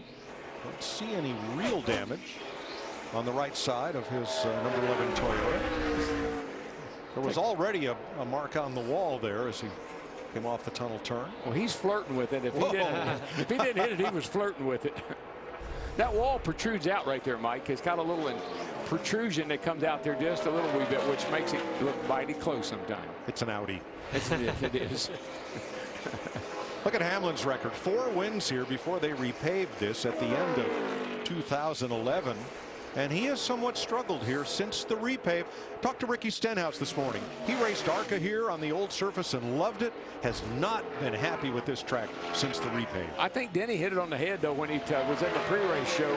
He wasn't shifting then, and now they shift. And so that's made a difference in how he approaches the track. Matt? Those 3 factors sure have impacted his success recently here at Pocono. In fact, he told me before the repave it was like a completely different atmosphere coming here. He has struggled of late. This weekend, though, he swapped over overnight to the 18 of Kyle Busch's setup to try to improve the balance of this race car. No changes on the last stop. They're looking to go to around lap 92 when they hit pit road next. Ryan Blaney gives up 4th place to come to pit road. Lap 87. Had a nice run today, Mike. Been real solid in the top 5 just about all day, and great recovery from that issue they had early in this race. Yes, Danica Patrick on pit road. Jamie. And the team joked with me about Ryan. They said, well, it's not the worst thing if you can't hear your driver complaining the whole time. But you see, they're trying again, not giving up. They just handed him another radio to see if that'll help do the trick. Remember, they cannot hear him. He hears them. They're going to adjust that car right there. He was loose, and it's a 4-tire stop. Now he should be able to get back out and not lose a lap. Not so for Patrick. She was too far back in the order. She will go down a lap to Kyle Busch, who has not yet made that pit stop. We've only had one caution flag, and that was for the stage end as Eric Jones comes to pit road, giving up second place. Since this became a 400-mile race, we've only gone 67 laps into it before the first caution before today. Jamie. Something the team's been trying to work with Eric on is get a little bit more up on the wheel when you get in and out of your box. He's a little timid and a little slow at times, so he's been working on that, saying the balance is really good on the car, but he just had those old tires. He really couldn't keep up. A 4-tire stop for the 77. Mike, I think a lot of that's we beat in these young drivers' heads. Don't beat yourself. And sometimes I think they take the real conservative approach. I think that's probably what Eric does. Try not to beat themselves by speeding on pit road or making a mistake in the pits. Well, and he's a very consistent driver. He does the same thing on the racetrack. He hits his marks. He doesn't make many mistakes. We've seen him lose control of the car during practice, but rarely in the race do we see him make mistakes. And I think that's because that's the approach he takes. Michael McDowell is one of 5 drivers who have not yet made a pit stop in this stage. Kyle Busch, Denny Hamlin, Daniel Suarez, 1, 2, 3. McDowell in 5th, trying to fend off Chase Elliott, and Paul Menard. None of them have made a stop. We're told to expect the race leader this time. I think Todd Parrott and what they're doing with this little 95 car, pretty impressive, guys. Very. Here comes our leader.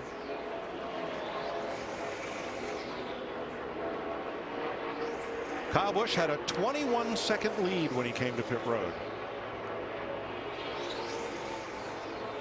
Long way down there to stall number 1.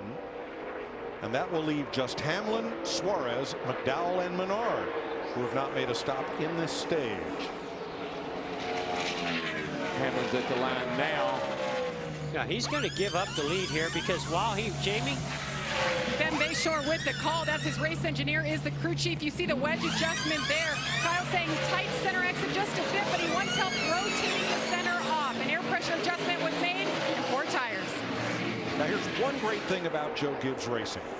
It's Joe Gibbs and his people operate this organization kind of like he operated the Washington Redskins. They have a depth chart. And if one of their top tire changers or tire carriers or crew chiefs gets suspended, injured, is called off, they have depth. They know who's going right in that position, who will practice with the team all week. And I think that's a system that's been emulated by several teams since Joe Gibbs Racing put that into place here. And they're just showing what the quality of their depth is right now by being out there out front leading.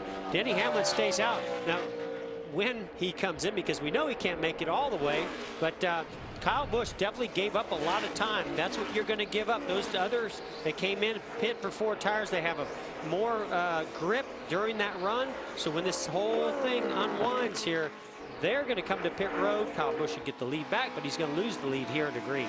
This morning, Larry had some really interesting stats on what you can do to stretch your fuel mileage here and how much it can gain you. Yeah, it is interesting, Mike. They have it down to a science. If you don't shift and you run 80% throttle, that's rough. You're going to lose a second per lap, but you can increase your fuel mileage over a fuel run by 10 laps. Wow. So the rule of thumb, the formula is for every 4 laps you do that, you gain a lap of fuel mileage. Interesting strategy all the way around. So Denny Hamlin is coming. How about his teammate Daniel Suarez? He's going to stay out. Matt. Great depth chart at JGR, but also not one to shy away from picking up some great veterans. When Heath Cherry, 8-year All-Star, retired, they picked up Ben Fishback, Opie from Hendrick Motorsports to come over. You can see the chassis adjustment and an air pressure change. The 11, Denny Hamlin of the car, was just tight, down in 1, but especially in 3, giving up way too much time. Now Suarez led that lap, but Kyle Larson blasted past him to take the lead. California kid out front in the Pocono Mountains of PA.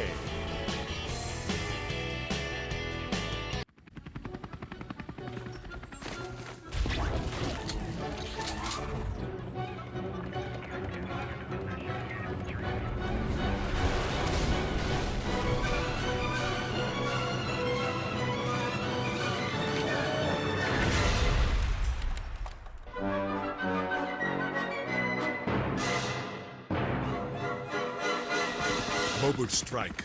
Download and play now, free from the App Store. Junior leads the way. He's there again at the exit of turn 1. Green flag in. Funnel back to double wide formation. Gonna run outside here. Charging hard.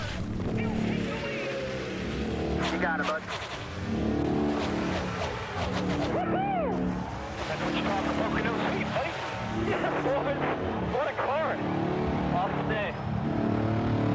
Hi guys, it's great to be here in the desert, at the mall, on the mountain, at school, at the beach, in the Big Easy. Yeah. Today I want to show you guys the next gen Chevy Equinox. What do you think? That's pretty. Pretty sexy. It looks aggressive. But not overbearing. It's not too big, not too small. Seems like the perfect car for anybody. I would take it anyway. She's a bad mamma jamma. Current qualified GM lessees can get this introductory lease on the all-new 2018 Chevy Equinox for around $249 a month. Find new roads at your local Chevy dealer. At KFC, we choose to make spicy, crispy chicken sandwiches. Not because it is easy, but because it is hard.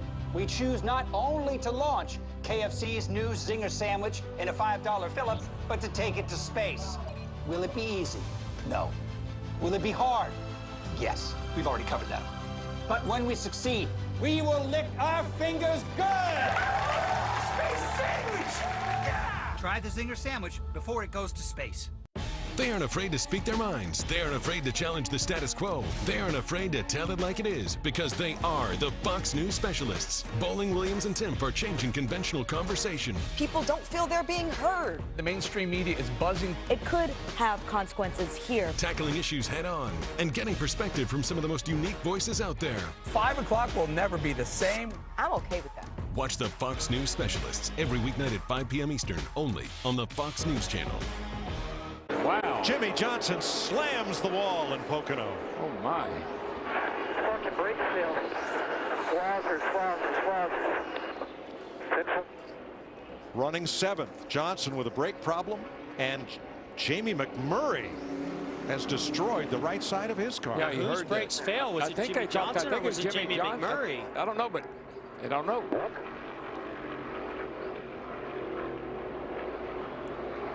That's a hard hit, boys, I tell you. That was a big hit for that 48 car.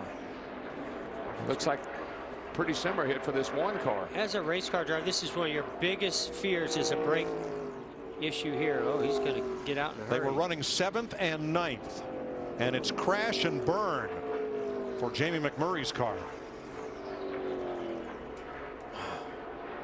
When I see that right front on fire on that one car, that makes me think he may be the one that lost his brakes. I'm not sure yet. We'll have to take a look.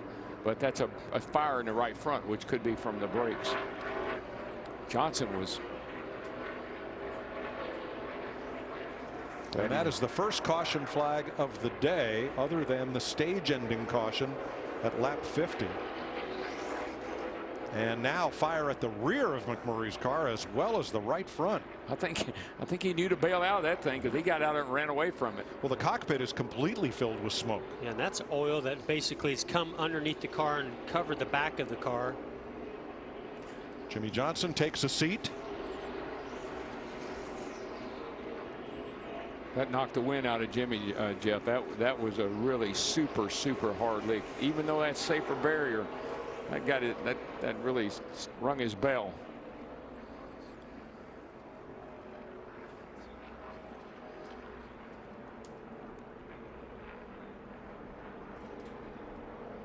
Johnson and McMurray were out for a bike ride yesterday and got caught in a downpour. Yep. Just.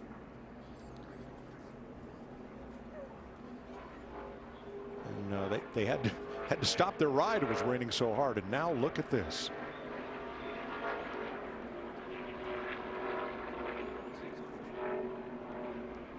Jamie hops the barrier. Good to see that he is okay. Hard hit and a big fire for his #1 Chevrolet. Jimmy Johnson has caught his breath.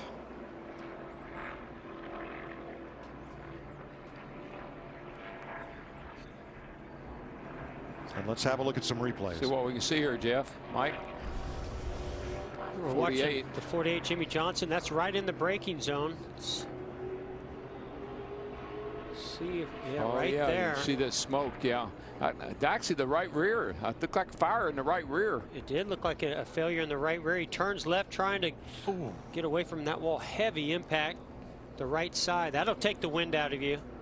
Now, what happened here is what we've got to figure out. How did Jamie McMurray get involved? I don't know how much brake fluid would have come out of that 48 car, but it could be that Jamie Mack hit something from the 48 car. Or were there any parts or pieces that flew off the 48 car? That is hard. That's a wicked hit. Remember, we're talking 200 mile an hour down into that corner. When Johnson's car was going sideways, inside the right rear wheel was glowing bright red. You don't often see that on the rear brake. No, there was some fire coming out. I think McMurray ran over something. And that may have been brake fluid that caught on fire of those hot parts on the right rear that we saw was turning red. All right, we have some audio from Jimmy Johnson's car. Man, you sure you're all right? Yeah, I'm pretty sure. Whew, I got away with one there. And from Jamie McMurray. Brake pedals getting pretty long again. Got the fan on the whole time. You're all right. You must have oiled it up or something. Actually, my brake pedal went to the ground. Oh, man. Gosh, they both sound like McMurray had trouble with his brakes. And guys, when you talk about the right rear, remember what I said earlier. It's always a concern. The weak link is melting that O-ring, and when you do that, all the brake fluid just runs out of the caliper.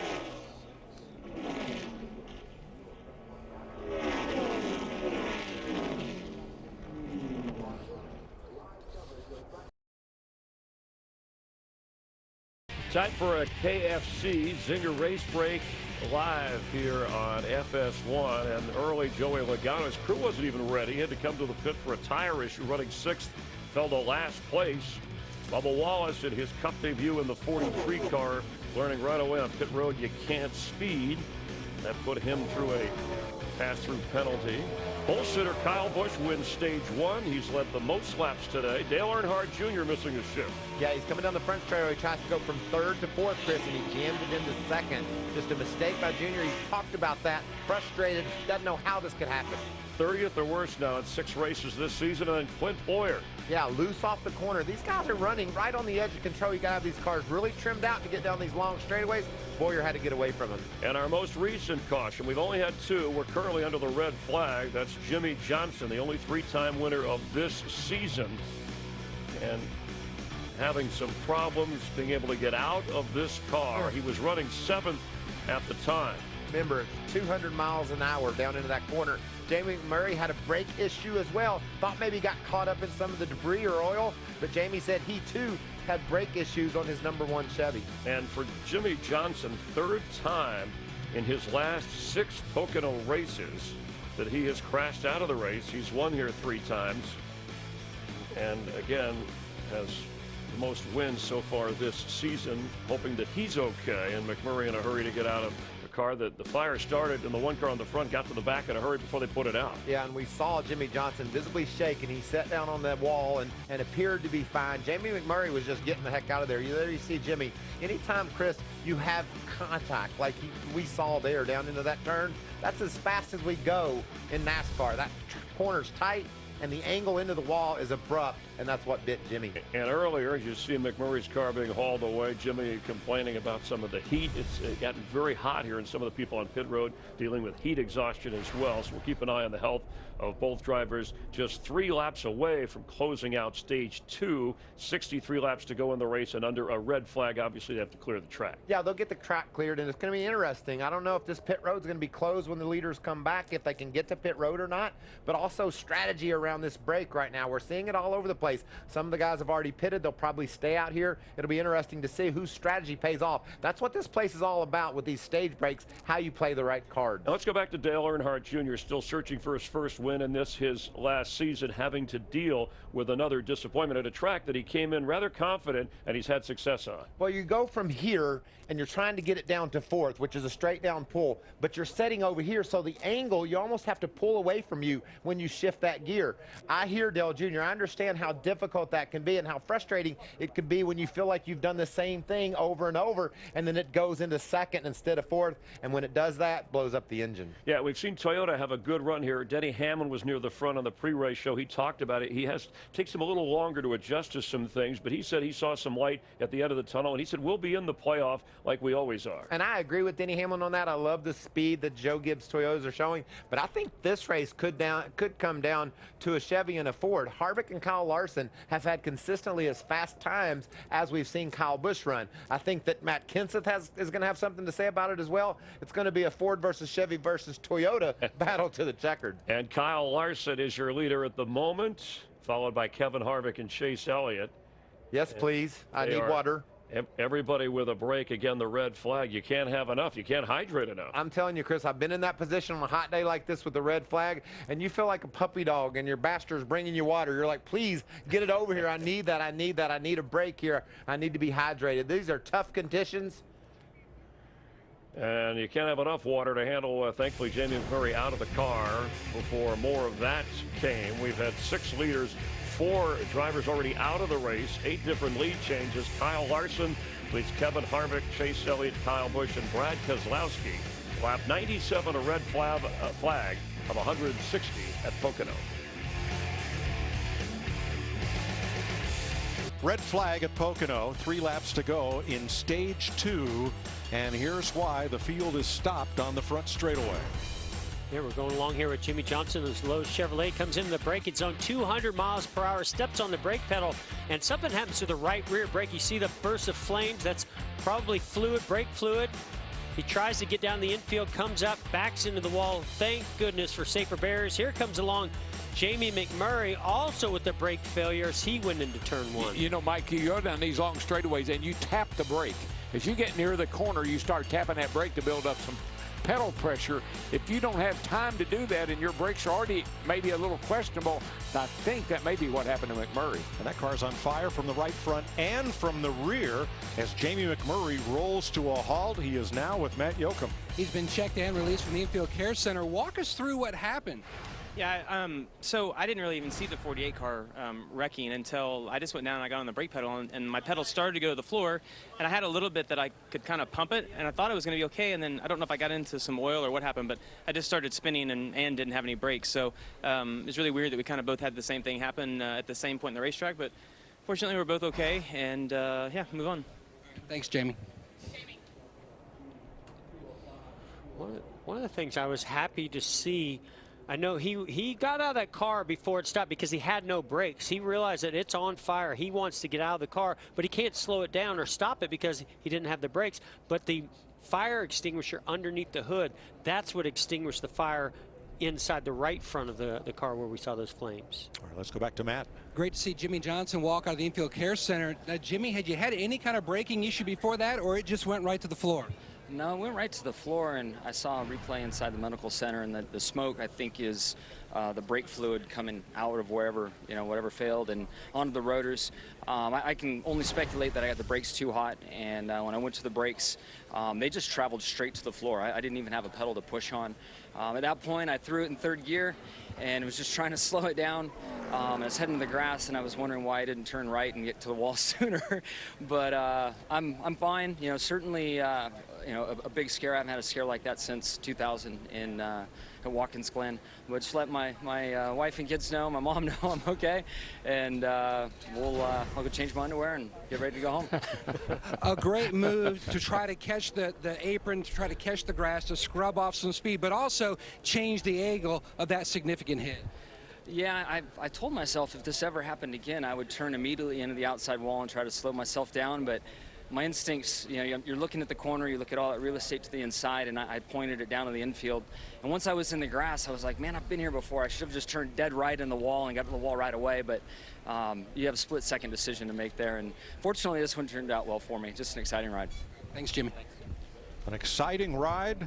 Boy, that's the understatement of the year right there. You're going to that corner at 185 miles an hour, and the brakes don't work, and you end up hard and into the wall. Anybody up here know how that feels? Unfortunately, I can relate. I several years ago going into turn one, we were having some brake issues. What you're seeing here is the mud from where I tried to go into first gear, just like Jimmy Johnson tried to go to third to slow down, went through the infield and spun around. I went driver's side in the wall, and I've never been so thankful of safer barriers than I was that day. One of the scariest wrecks I've certainly ever been through. I think we're a little anesthetized to the dangers of racing in these close quarters at these speeds. Well, we sit up here and say, oh, they're going in the corner 204. And that sounds like, oh, well, that's no big deal. You see what happens. But what I love, and Jeff said it, and Jimmy said it, I went to third gear. The mindset of a driver at 200 miles an hour is, I've lost my brakes. I want to go to third gear. He said he was going to go to first gear. Just thinking that quick, because you're moving at football feels a second headed for a wall, but you're able to make those kind of decisions and try to stop it from hitting so hard. One of the things that's really kind of popping into my mind is the brake issues that we're seeing this year. We're seeing less downforce in the cars, higher straightaway speeds, but a lot more braking to get these cars slowed down, and also some things that the teams are doing with the brakes to help the handling of the race cars, and they're popping up, becoming some real issues and failures, causing big wrecks like we saw with Joey Logano at Kansas, and now here with Jimmy Johnson in Pocono. And we have 63 laps still left to run. And interestingly, Larry, this race is stopped with just 3 laps to go in stage 2. Now what do we do? Yeah, we have a perfect storm here, and I've actually talked to NASCAR. What's going to happen when we roll the field is we'll be coming back around. There will be 2 to go. Remember what happens with 2 to go at the end of a stage. They close pit road. So pit road will be closed. We'll get 1 to go, and we'll go back 1 lap of racing to end stage 2. Waiting for the field to fire and giving the order that the track is clear and ready to go. Let's join Jamie Little. Well, the hard hits by Jimmy Johnson and Jamie McMurray got the attention of all the drivers that are sitting just over my right shoulder in their cars, and everybody on pit road. And Todd Gordon, the crew chief for Joey Logano, on the radio talking to his driver after that. We've talked about this before, but I want to bring it up as a reminder. If you ever had that situation, don't turn left. Yeah, 10-4. He was right next to it, and he turned hard left and hit the grass on the infield. It just made his impact harder, you know? Okay. He's out. Took a lick. That's easy for a crew chief to say. Are you kidding me? And I'm with Jimmy Johnson. The only one I think I've ever seen do this, and I was so impressed. I think it was Kurt Busch one time, had a brake failure, a tire failure, turned right in the wall, very minimal impact. Yes, that is what you want to do, but the driver's mind in that moment, that instinct, is to turn as far away from the wall as possible. The natural instincts, you're going to steer into the spin. I mean, that's the first thing you're going to do. You know who used to be real good at that? Richard Petty. When we'd go to the really big tracks, the really fast super speedways, Richard wouldn't run around the bottom. He'd run way up near the wall. And I asked him why. He said, doesn't hurt so much. You don't hit it so hard when you're already right up there near the wall. Experience sometimes is key. Here's another look at Jimmy Johnson.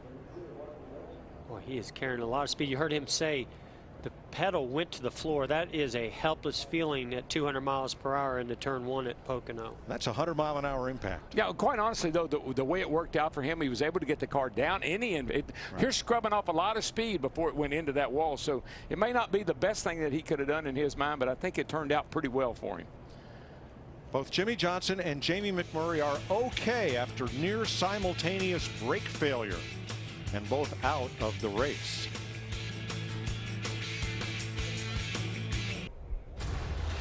The stakes couldn't be higher. Bitter rivals clash again on FS1. Clint Dempsey and the U.S. men's national team take on Chicharito and Mexico in a crucial World Cup qualifier. Now that's tonight. Coverage begins 7:30 Eastern on FS1. America versus Mexico. Sounds like Michael Waltrip and Daniel Suarez in pre-race. Daniel Suarez, I have a question. There's a big soccer match on FS1 this evening after the race. Tonight. So listen, Gran Hoyo de Fútbol. Hoy, ¿quién gana? Yo creo que gana. I love the United States, but I have to be with Mexico. USA! Mexico! Mexico! All right. It's always fun to catch up with Daniel. That's a good job, bro. Michael, where did you learn Spanish? I was just Studying impressed. my Spanish. I want to make sure that I am speaking it properly when I talk to Danielle. Michael, you spent last week in Paris. Where did you learn Spanish? And you know what's funny, Mike, down on pit road, I was rehearsing my lines to people, and they're like, is that French? Is that Japanese? What are you speaking? They couldn't tell. And it's funny because Daniel Flores said that your English is getting better. Good one. Good one, Chris. There you go. All right. Anyway, don't forget to watch soccer after this. Brother. What do you say we dial up Brad Keselowski, see what's on his mind? Hey, Brad, this is Jeff. You got me? Yo, what's up, man? Man, you tell me. Looks hot down there. We just saw a nasty crash by Jimmy Johnson and Jamie McMurray at the same time having brake issues. Are you having any brake issues? It's hot. That ain't really helping anything. I didn't see it. It sounds like it was pretty nasty. They okay? Yeah, they're okay. Jimmy, it looked like a right rear. There was some fire coming out of the right rear caliper, like maybe some brake fluid that came out, maybe a piston shot out or something. But he was okay. But boy, it was pretty wild to watch. Tell us about your race. What's going on with the 2-car today? Well, first off, I'm glad they're all right. I can see the marks from here, and I know that angle ain't a real good angle to be reckoning at. But I think, Jeff, we're okay. You know, it seems like the 18 and the 4 are pretty good. The 24 looks really good there at the end. But we've been kind of just hanging in this fifth spot, been trying to get a little bit more. But I need just a little bit of everything to go faster. So we got probably 2 or 3 more shots to work on it here, and hopefully we can find just a tiny bit more speed, get up there, and give them boys a run for it. All right, well, stay cool. Keep those brakes cool for us, too. Thanks, bro. Have a good one up there. Yesterday's winner, Brad Keselowski. So here we are, Larry, about to restart these cars very close to the end of stage 2. Yeah, the minute they roll these cars, Mike, as I said a while ago, you know, we're going to get the free pass car around. But when we get back to this line, pit road will be closed when they come off turn 3. When we get back to the line, it'll be 1 to go. We'll have a 1-lap shootout. But I think what makes that interesting, just look at our top 5, in Brad Keselowski being one of those. Kyle Busch has 20-plus lap fresher tires than those other drivers he's racing. And, of course, we know when they go back racing for that 1 lap, it'll be for that stage win. 23-minute red flag. We are back under yellow right now. Last night, the Cars 3 premiere out there in Anaheim at Disneyland. And in Cars 3, there's a wonderful dirt track scene where Lightning McQueen goes dirt tracking. And so last night, Scott and I were down in Bechtelsville. There's a sign for Grandview Speedway, one of the NASCAR Whelen All-American Series tracks. So we went there to go see Craig Von Dorn and Jeff Strunk and all of the 358 modifieds. Frank Cozy in his 60s got the checkered flag. Nice little 3rd-mile racetrack and a great show watching those modifieds go slideways. Oh, that's very cool. I can't wait to see Cars 3. I haven't seen it yet.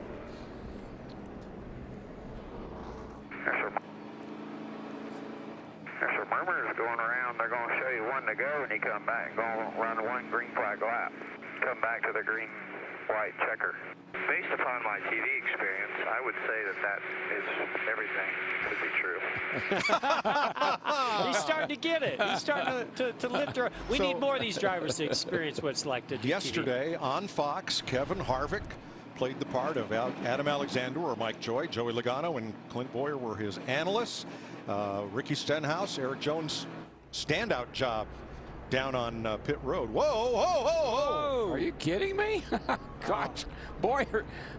Well, they were waving Boyer around because he's the lucky dog, the free pass car. Yeah. And apparently nobody told the other drivers trying to clean off their tires. That's a spotter error. I mean, the spotter should have told the 42 that the 14's going by on the outside. So I'm somebody let the guard down there. Today. Before first it was Jimmy Johnson into turn 1, no brakes. I had the same issue with Ernie Irvan. I was going by, or sorry, he was coming by me under caution time at Richmond. Nobody told me, and I turned right into him, destroyed both of our race cars. That's why communication is so important.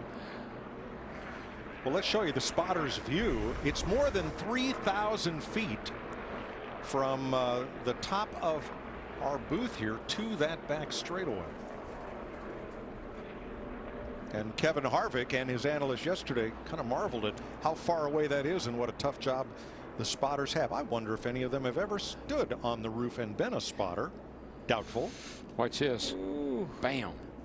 Wasn't a heavy hit, but no, it'll get your attention. Probably more of a hit to the right front of the 14 of Clint Boyer to the wall.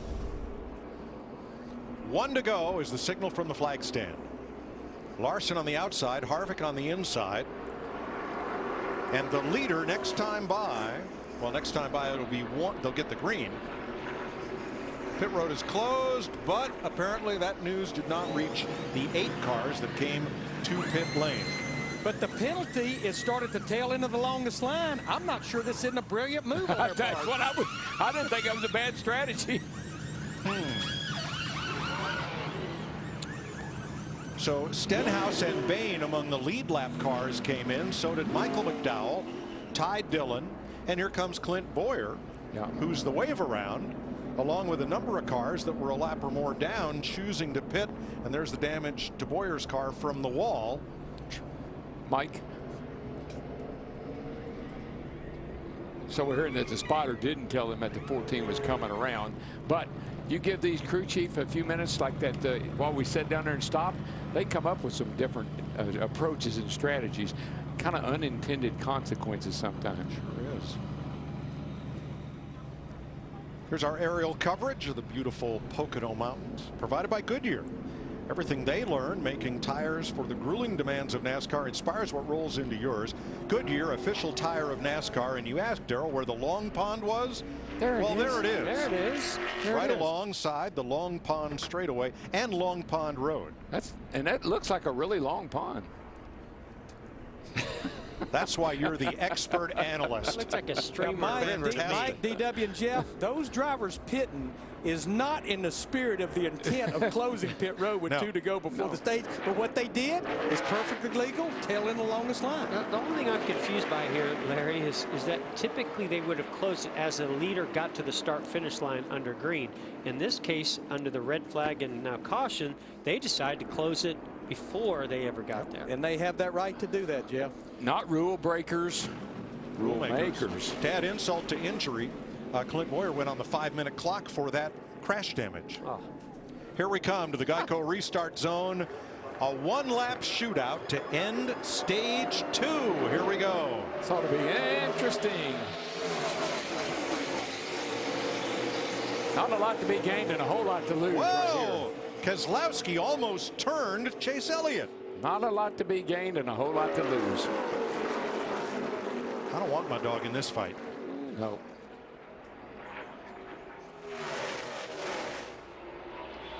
Wow, heck of a battle between Chase Elliott and Brad Keselowski. Yeah, Chase came right up pretty in good front of battle up Brad. here for the lead.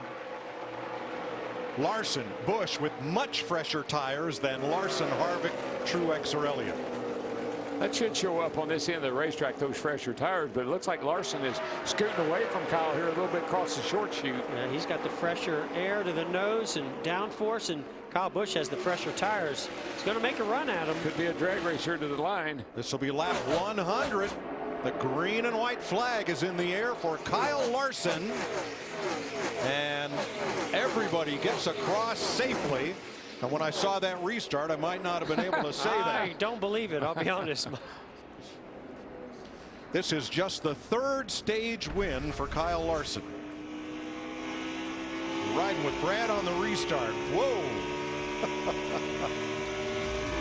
1-lap shootouts. A lot of reward, a lot of risk.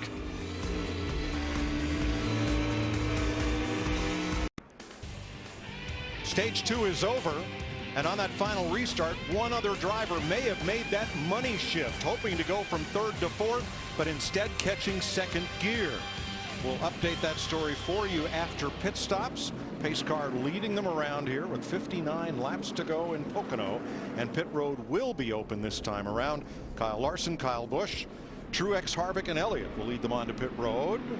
Those who choose to come in, that is. Here's Matt.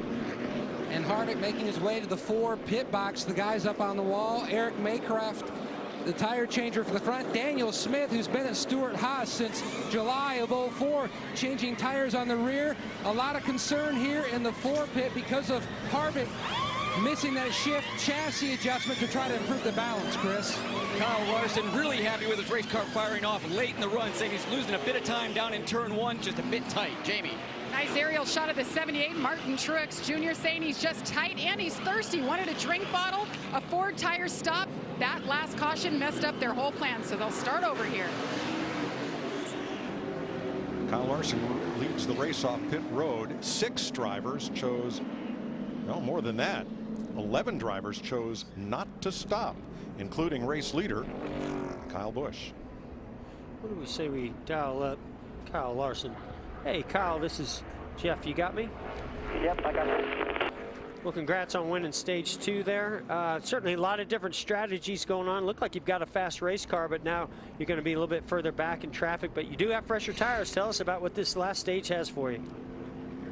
Yeah, I've been pretty happy with our Target Chevy so far in the race. Chad, engineers, everybody made some good adjustments overnight. At least they tell me they made a lot of adjustments. I don't know if they actually did. But, no, it's been handling really good today. I felt like on that last green flag stop we had, our fire-off speed was really, really good, and our long run was still decent. I just didn't get through traffic as good as like the 4 and the 24, but I'll clean that up and hopefully be good here the rest of the race. Well, good luck with those crew chiefs being honest to you. Sometimes they tend to do that. Good luck the rest of the race, too. Yep, thank you. Chase Elliott said during pre-race last night on his car they changed everything but the driver. And as you heard, it is in the pit of Kevin Harvick where the concern is over a missed shift. Kyle Larson, stage 2 winner.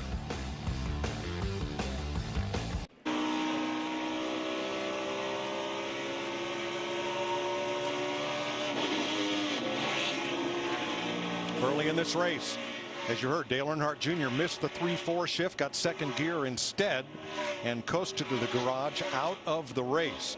On the one-lap shootout to end stage 2, coming out of turn 3, it sounded as if Kevin Harvick did the same thing. Watch and listen.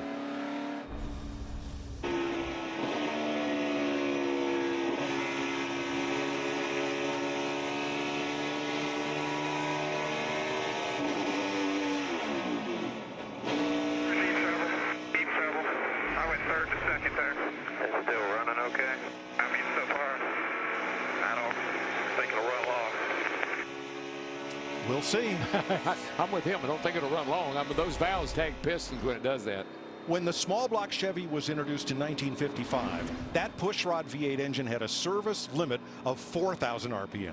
Now they can get 9,500 of it. You can't get 12,000 RPM out of it, Matt. Mike, it got very quiet down here in the 4 pit. In fact, Mike Messick from Roush Yates Engines came down. He was conferring with Robert Brandt, who's the engine tuner here on the 4, because remember, when they went to the 4, they hired their own engine tuners at Stewart-Haas, unlike the Hendrick deal where Hendrick provided the engine tuners. A lot of nerves here in the 4. Yeah, that doesn't have anything to do with tune-up. A slight driver error. It'll be 55 laps to go when they come to the Geico restart zone, and Kyle Busch, Eric Jones square off from the front row. Green flag. You've got to go all the way back to 12th position. Kyle Larson with those fresh 4 tires, about 10 to 12 laps. Fresher tires for those guys. Yeah, I want to keep an eye on that 4 car and see if, in fact, that engine is going to be able to last or not, because that was abusive to that engine, and it's liable to show up pretty quick.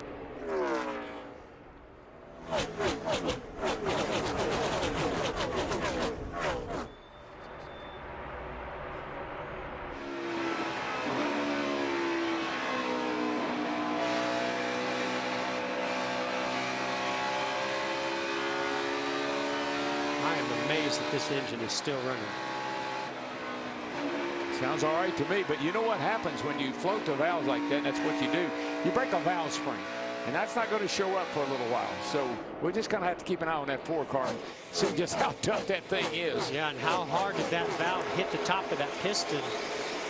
And if so, how long it'll last? Yeah, I mean, you float the valves. That's basically what you've done. And the question is, did it tag a piston? Did it bend a valve? Did it break a valve spring? What kind of valve train trouble will it cause?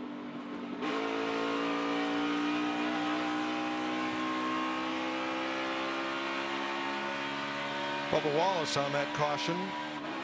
Again, too fast entering on pit road. Jamie?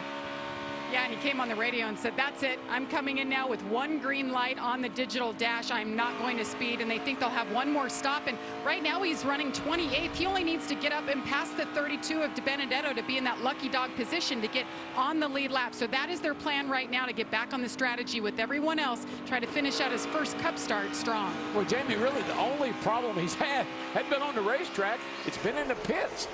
These speeding penalties he's gotten going down pit road. So hopefully he can correct that and maybe get back on the lead lap here and get a good finish. They're one position apart.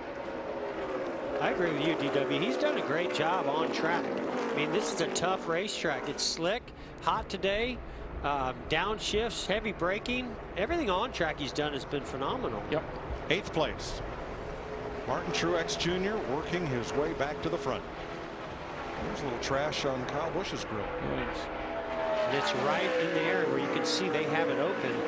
It's not as much as we saw in Martin Truex Jr.'s car earlier, but it could be enough to cause him to lose that lead or at least heat that engine up. Look how far back. He would have to drop way back to Kyle Larson, or actually the 21 car, to get that off of his grill. I'm not sure if he wants to try that or not. And here's Danica Patrick racing toward perhaps another top 10. 5th place for Danica, 6th for Paul Menard. One of the things I love about Danica is how she rises to the occasion at some of the most challenging tracks that we go to. Yeah, last week, Dover, top 10. Yeah, when I look at Danica Patrick, remember, she pitted at lap 87. Paul Menard pitted at lap 90. So I think what we'll do, and I think this is going to be the case with a lot of drivers, when that window opens somewhere about 38 laps to go, Chris Neville, pit road's probably going to get very busy. Yeah, and Danica pretty much having a good run here off cycle, but the one thing she has been complaining about today is the front end of that car, just saying it's been unpredictable as she goes through the corner, just not having any confidence in whether the car is going to be tight or loose. I understand why she is good here. She came out of road racing, and what is this but a road course with all left turns? Yeah, I think about several drivers that run good here. Michael McDowell comes to mind, qualified well, and he's running in a 16th spot. He's another really good road racer. Patrick in 5th, 4.8 seconds off the lead. Here's 12th place, Kyle Larson, Daniel Suarez. Now they are both running a little back of where they restarted. Yeah, they didn't have great restarts. Actually, Chase Elliott and Kurt Busch, who also took tires on that last stop, have gone ahead of them. And the cars that are flying are Martin Truex and Kurt Busch. They've each picked up 7 or 8 positions since the restart, running 7th and 8th. Yeah, you're right. I missed Truex. He's also another one of those that came in for tires. Mike, when I look at this racetrack, and fans, you can too, look how dark the racetrack is. This track has really got a heavy coat of rubber laying on top of it. That changes everything. That changes the way the car drives, changes the way the cars feel, and it changes the driver's opinion about the car and the track. See how dark it is? I mean, that's a lot of rubber been laid down here today. I like the way you see back there how you come up out of the hill back there, kind of climb the hill up and then back down. It's just a real funny feeling you get as you exit turn 1. It's a great angle, great perspective. These long straightaways. Here's a guy that's got a really good perspective. This 78 car is on a tear, man. He's going somewhere. Just went by Danica. He's up to 5th spot. He's moving.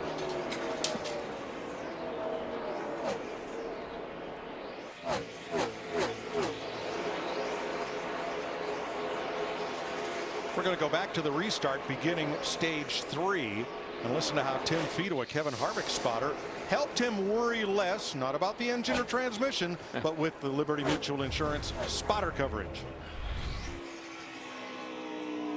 Still outside. Half the part not rolling. All rolling on the bottom now. Still outside. Top's covered 2x2, no pusher. 5 at your right rear. 5 at your right rear still.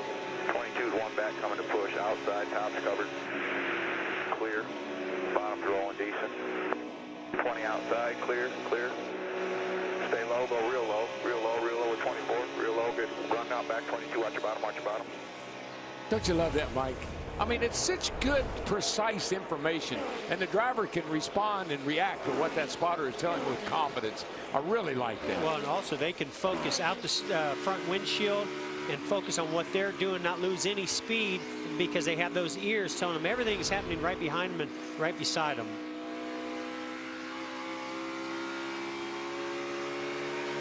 Tell you what, we've heard a couple of, we heard Junior, then we heard Kevin Harvick, how they over-rev their engines. These engines go through a pounding here, man. We're seeing about 9,500 down the end of both these straightaways, and then shifting gears on top of that. Some bad news for the field. Martin Truex Jr. has climbed to 5th, and he just ran his fastest lap of the race. Yeah, that car is really good right now, and passed a lot of cars to get there, too. You can see he's in a lot of clean air, maybe even getting a little toe down the straightaways. There he is on our Toyota top performers list behind Kyle Busch, Eric Jones, and Denny Hamlin. 21 car back up here running second again. Eric Jones having a great day in that 77 car, led some laps on a pretty good strategy. And Denny Hamlin, a guy that's really struggled here. We see Chase Elliott trying to get by Danica here going down the back. This is now for 7th place. That's the pass. And again, that's new tires versus old.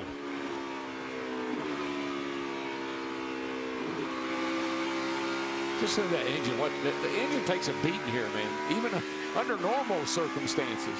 Well, my hat's off to Doug Yates and that whole Roush Yates engine department, that Kevin Harvick's car is still running. You heard that engine just scream itself right out of the frame. And yet, it does not appear to have hurt it.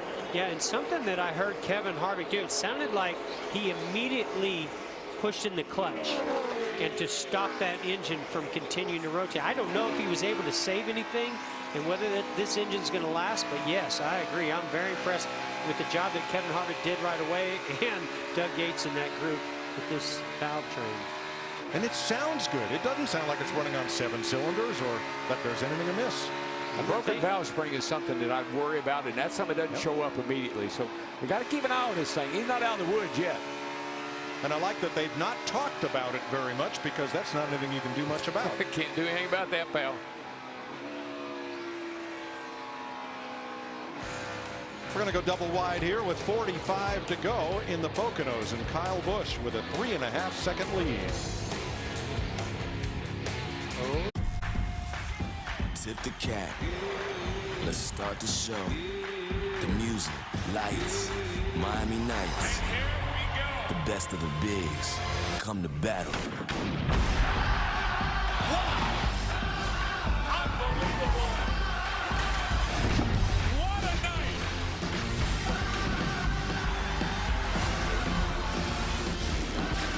The MLB All-Star Game, July 11th on Fox. Junior leads the way. He's there again at the exit of turn 1. Green flag in. Follow back to double wide formation. Gonna run outside here. Charging hard. He'll take the lead. You got it, bud. Woohoo! That's what you call the Pocono sweep, buddy. Yes, boys. What a car. Awesome day. I was made in the shadows of greatness, shaped by the hands of legacy, forged in the fires of racing. I've been challenged, tested, and proven. Whether it's on that track or off, the truth is, what you're made of is what you're made to do.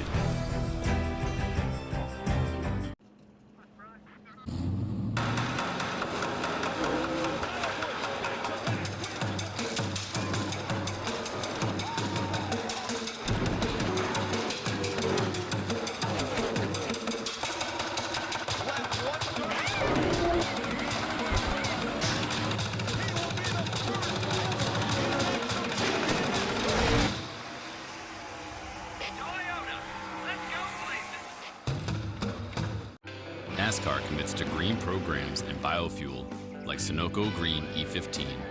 Learn how you can help by visiting NASCAR.com/green today. 43 laps to go at Pocono. There goes race leader Kyle Busch. Here's Ryan Blaney, the second place car, 4.4 seconds back. Eric Jones is third, Martin Truex fourth, Let's take a look at today's Credit One Bank ones to watch. Jeff. Well, this driver led 51 laps here a year ago in Pocono. That's Chase Elliott. He's been so close to getting his first win. Hasn't shown that this year, but today he's got the speed. I think he might get that first win today. Jeff Martin Truex Jr. and that 78 team had to start at the rear of the field, and with the aid of only 3 cautions so far, they have worked their way to the top 5. I think he gets his second Pocono win at the end of the day. Pit road reporter extraordinaire Eric Jones. He's been in the top 5 all day long. Keep an eye on that 77. He might get his first win at Pocono. Well, Kyle Busch led early. He's led often, and he's leading right now, but that's not why I'm picking him. At lap 107, he ran his fastest lap of the race. That means as the track's going to start to cool off, they've got that M&M's Camry set up right. Kyle Busch wins this race. Aspiring Jedi Ryan Blaney went to victory lane yesterday as our Fox pit reporter. He's just 1 pit stop away from joining Neil Bonnet and David Pearson as Pocono winners for the Wood Brothers.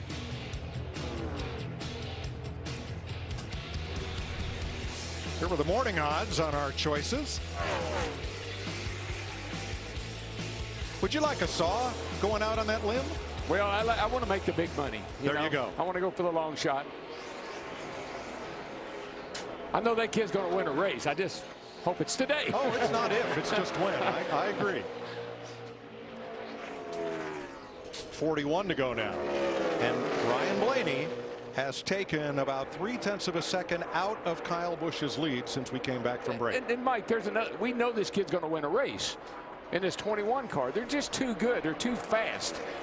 Jamie.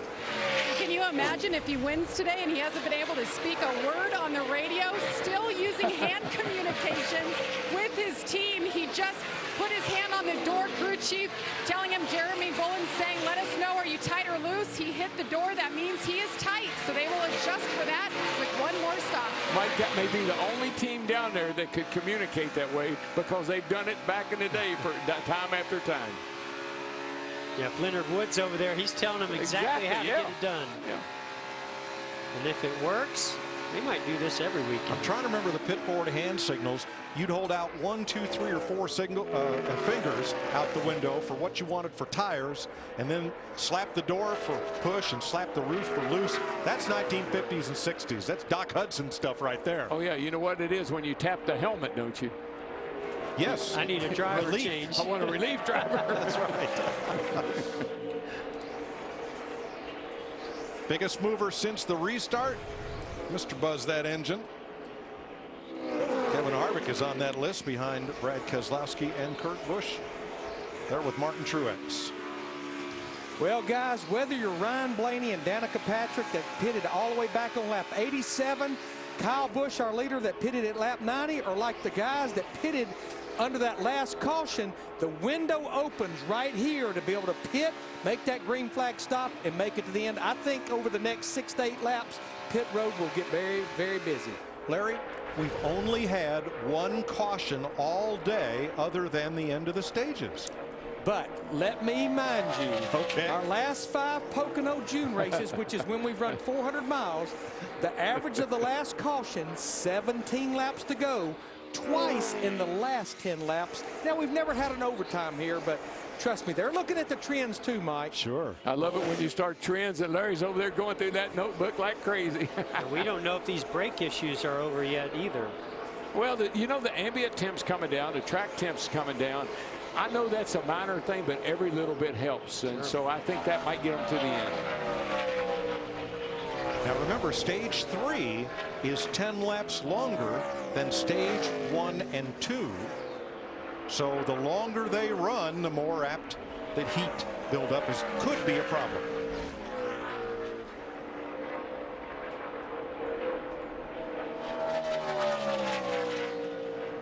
It's like our second place, or our 4th place runner, Eric Jones, coming to pit road. Hoping this is his last stop of the day. Well, somebody's got to be first. I tell you, the guy that comes on pit road, he's going to have the freshest tires. He's going to be running the fastest laps. That makes other people have to come to pit road, maybe sooner than they want to. There's Suarez, he's on pit road. Jamie? Tip of the hat to crew chief Chris Gale. I mean, they were 22nd and 13th in practice this weekend. They qualified exactly what they've been all day. See them making the wedge adjustment right there. He's been working on the track bar inside the car, just building tight, but overall the car has been really good today. The 19, Daniel Suarez, you see a track bar adjustment on the left side there, a tear off, so he has clear vision the rest of this race, and a 4-tire stop, doing a great job in his first Cup race at Pocono. Now, Larry, these cars that have not been on pit road in quite a while, likely to need 4 tires. Here comes Ryan Blaney. The teams that didn't stop until the end of the stage, could they get by with 2? I'd be nervous about 2 because you got to bank on running it all the way to the end of this thing. Matt. Harvick comes to a stop. No more mention about the possible engine issues. Eric Maycroft and Daniel Smith, solid work on the right side. No adjustments for the 4. A couple pumps on the jag, Jamie. Ryan Blaney tapped on the door, said, I'm tight, so they are going to loosen him up here. 4-tire stop for Blaney. They don't want to mess with the 2 tires. They tried that earlier and had an issue. It was indeed a cut tire. Blaney's down. And it's funny they said that no complain about the engine in a 4 car. The last guy that's going to complain about it will be the driver, I can tell you that. And here comes the leader, Kyle Busch. He's led 90 laps today, 4 times for 90 laps. Nobody else has led more than 20. Has the last pit stall, as most pole sitters choose. So it'll be an easy exit. Kurt Busch is also in. So is Chase Elliott, and many of the leaders coming in. Matt. Hamlin chasing his 5th win here at Pocono, back in contention thanks to his teammate, the 18, using their setup today. No adjustments on the right side, but on the left side they do, Jamie. Pocono has been the bane of Kyle Busch's existence. Perhaps today his luck changes without his crew chief. A 4-tire stop. He's happy with the balance, and the 42 down and away as well.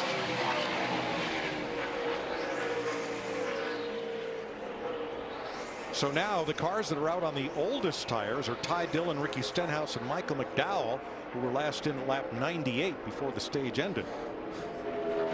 You know, when you got it all, you got it all. That Kyle Busch, he gains time when he makes pits. He gains time getting into the pit box or in on pit road. And when he leaves pit road, he gaps everybody. There were cars that were pretty close to him. He gapped them all. So Martin Truex, who's already been to victory lane this year, is the new leader, with Kyle Busch having stopped. From Brad Keselowski, Matt Kenseth, Austin Dillon, and Clint Bowyer.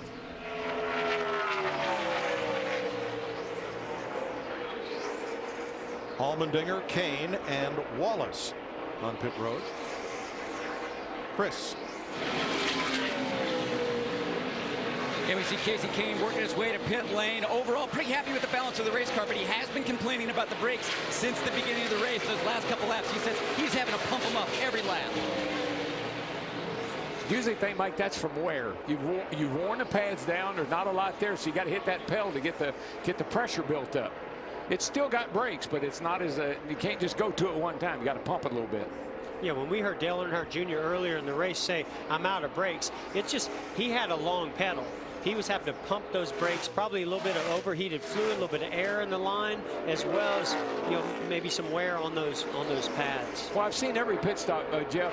Guys, when they come in, I mean, I can't believe the amount of brake dust that comes out of the right front wheel when they make the tire change. It goes everywhere. Michael McDowell is in. He's been a top 10 car all day, maybe the race of his career so far. He's done a great job all weekend qualifying, really solid throughout the race. Qualified 11th. I mean, it just like you said, Mike, he's had a stellar day.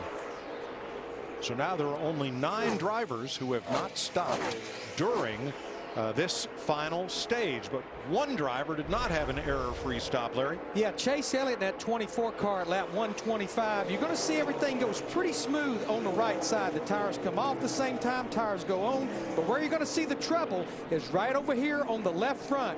Very slow in that left front, 15.5 seconds. That's why now he is all the way back to 16th, well behind the drivers that's already pitted. Matt?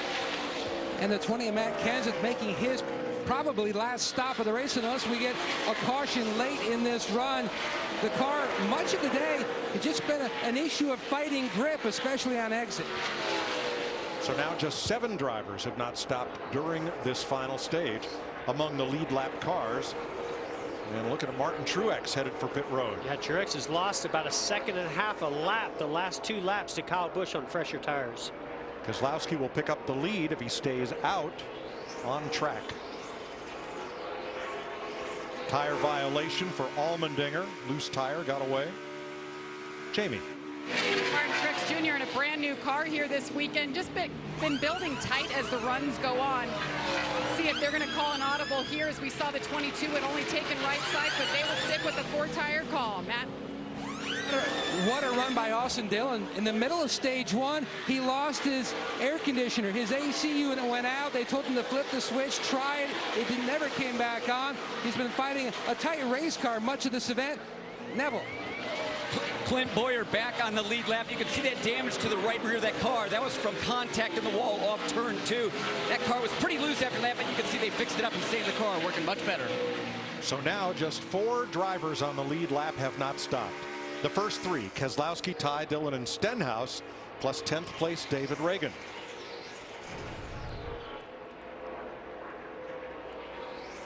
Well, the longer you stay out, the pressure tires are going to have, the less fuel you're going to have to take, but you're getting further behind all the time.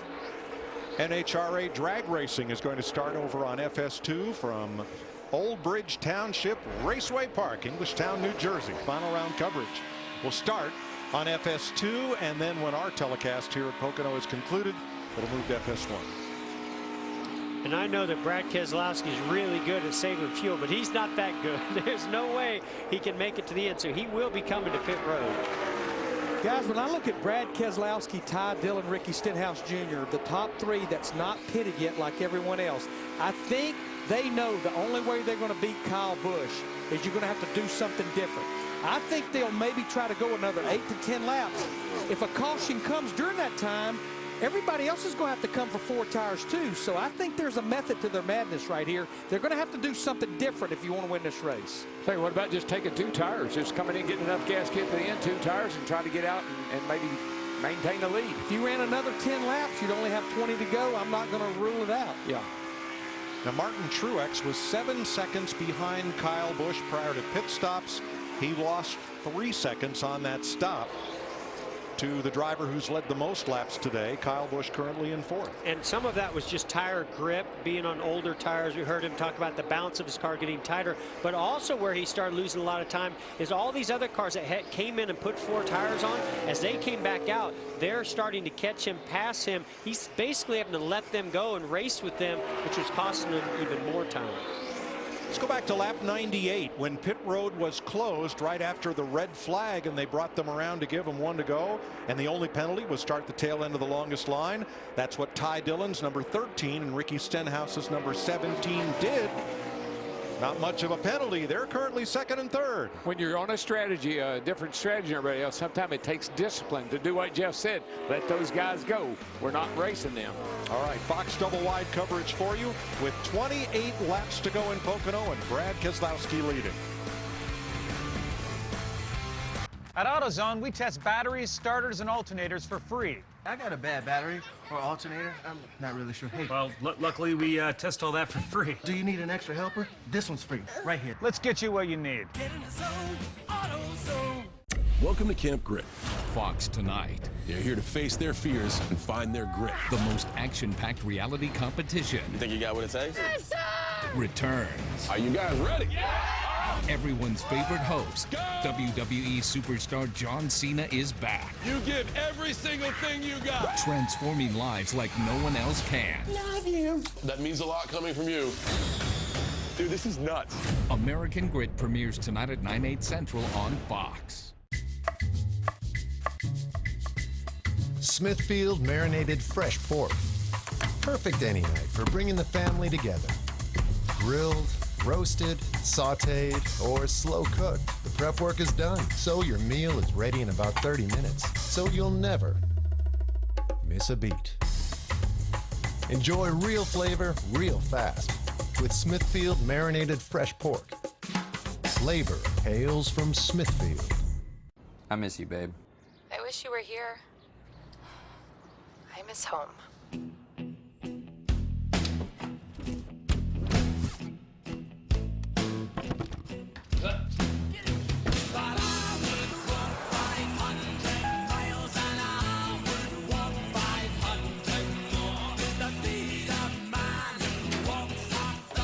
For those who find a way, always unstoppable.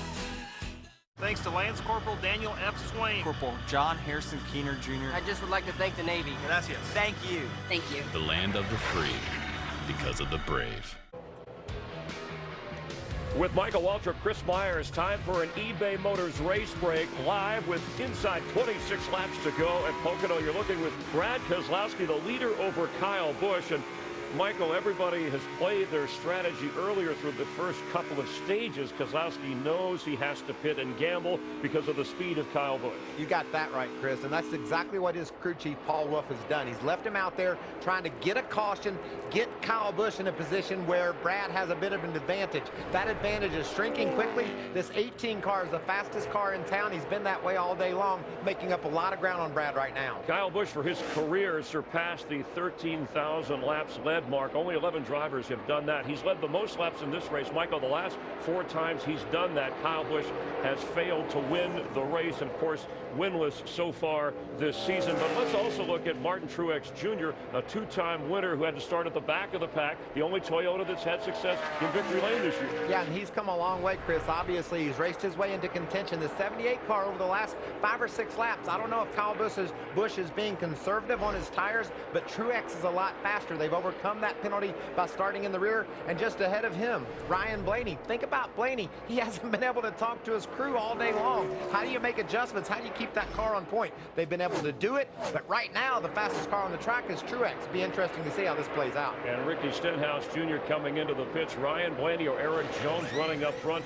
Maybe a first-time winner. 3 drivers have scored their first career win here at Pocono. And it's because of decisions like this. Crew chiefs know they've got to use strategy in order to take over the fastest car. This kid, though, how about these two? They've been solid all day long. Eric Jones right up toward the front. Chase Elliott has been a part of the story all day long. It's so cool to see these kids looking for their first win to be in contention. And Jimmy Johnson with brake failure, crashing out of the race, and also a shifting issue and an engine issue for Dale Earnhardt Jr.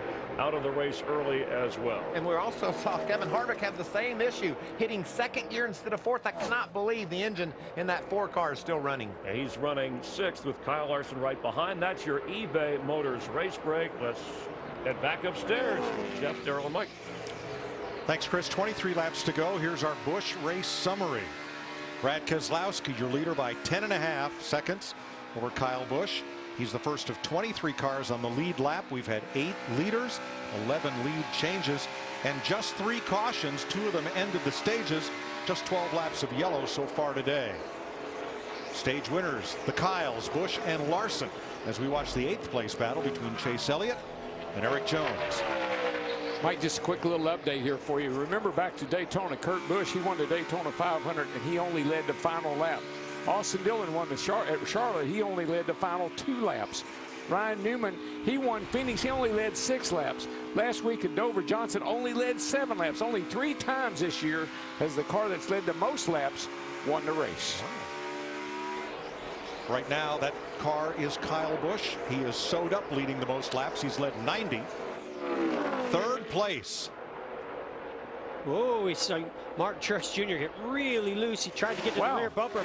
Blaney gets loose off the corner, but Truex drove in there pretty deep, got loose as he got to the center of the corner. And I think Truex is the potential spoiler for Kyle Busch. Of course, Keselowski, if this strategy plays out, he's going to have to pit here pretty soon. That might go away. But the spoiler, I think, is Martin Truex Jr. Now, if this thing goes green, I don't see him catching Kyle Busch. Whoa. If the caution comes out, he has a fast enough race car to race his way possibly to the lead by Kyle Busch. And here he goes by the 21 of Ryan Blaney. But Jeff, he is pushing right now. He is going hard. You saw him get a little loose. He stuck that nose under the 21. He's going to make the pass here. Martin Truex is on a tear, and he's driving hard right now. And Brad Keselowski, now that David Reagan has pitted, Keselowski the only car that has not stopped in this stage. See all these cars, Mike, you just saw the 21 off turn 1 over there, the back end snapping out. Everybody's pushing hard for the end of this race. And you know, Mike, you talked about how after that pit sequence, when Kyle Busch came and got tires versus the 78, 10 seconds, that's been taken down now between Kyle Busch and the 78 as the 2 comes to pit road, down to about 7 seconds. Let's see what the 2 does here. This is going to be very interesting. The leader is in, Matt. And Mike, Brad Keselowski was telling his team the car is free on entry. It's not as tight anymore from center to exit like he'd been fighting much of the race, especially late exit. Will be a 4-tire change. Air pressure adjustment here on the 2. Would love to see Larry Mack's late strategy as far as possible cautions. That's what these guys need. A little trouble on that left side. I think their real strategy was needing that caution to come out and hoping that enough laps had been put under green on these other cars that they decided to come in and he wouldn't lose any track position. Yeah. Not a great stop. Race leader now Kyle Busch, 7.6 ahead of Martin Truex. And watch on the left rear. Oh, and caution is out. Casey Kane. Hold it up there. Just stop if you're all right. I think it's smoke. You okay? I can't stop. Yeah, again, probably Sounds a brake like issue. Possibly brakes. There was smoke from that car going into turn 1. That is 3 of 4 of Rick Hendrick's Chevrolet have come to grief today with mechanical issues. See him smoking now. He was able to do what Jimmy Johnson talked about much earlier in the braking zone. He knew he had an issue now. Whether it was a brake or tire issue, I'm not really sure. We know he couldn't come to a stop, but he was able to react and turn right and not take that big heavy impact we saw to Jimmy Johnson. Brakes was what Casey Kane said over the radio. Yep. We're at that point in the race, Mike, when they're all right on the edge, borderline. Officially, this is the 4th caution of the day. It comes 1 lap too late for Brad Keselowski's strategy. We'll see. Might work out pretty good. This has actually created quite the tangled web when you think about it, because yeah, if you've pitted within about the last, say, 10 or 12 laps, which would really include Martin Truex Jr., Matt Kenseth, you know, a track position clean air is still king. But think about Kyle Busch, 15 laps on those tires, and we're going to have to go another 15 laps. So this is, I think, one of those situations where waiting it out a little bit may have paid dividends. We know Keselowski's going to stay out. Well, you see some parts and pieces like from a brake rotor that's smoking back there that these cars had to avoid and try not to run over. We saw Kyle Busch take evasive action to try to avoid that.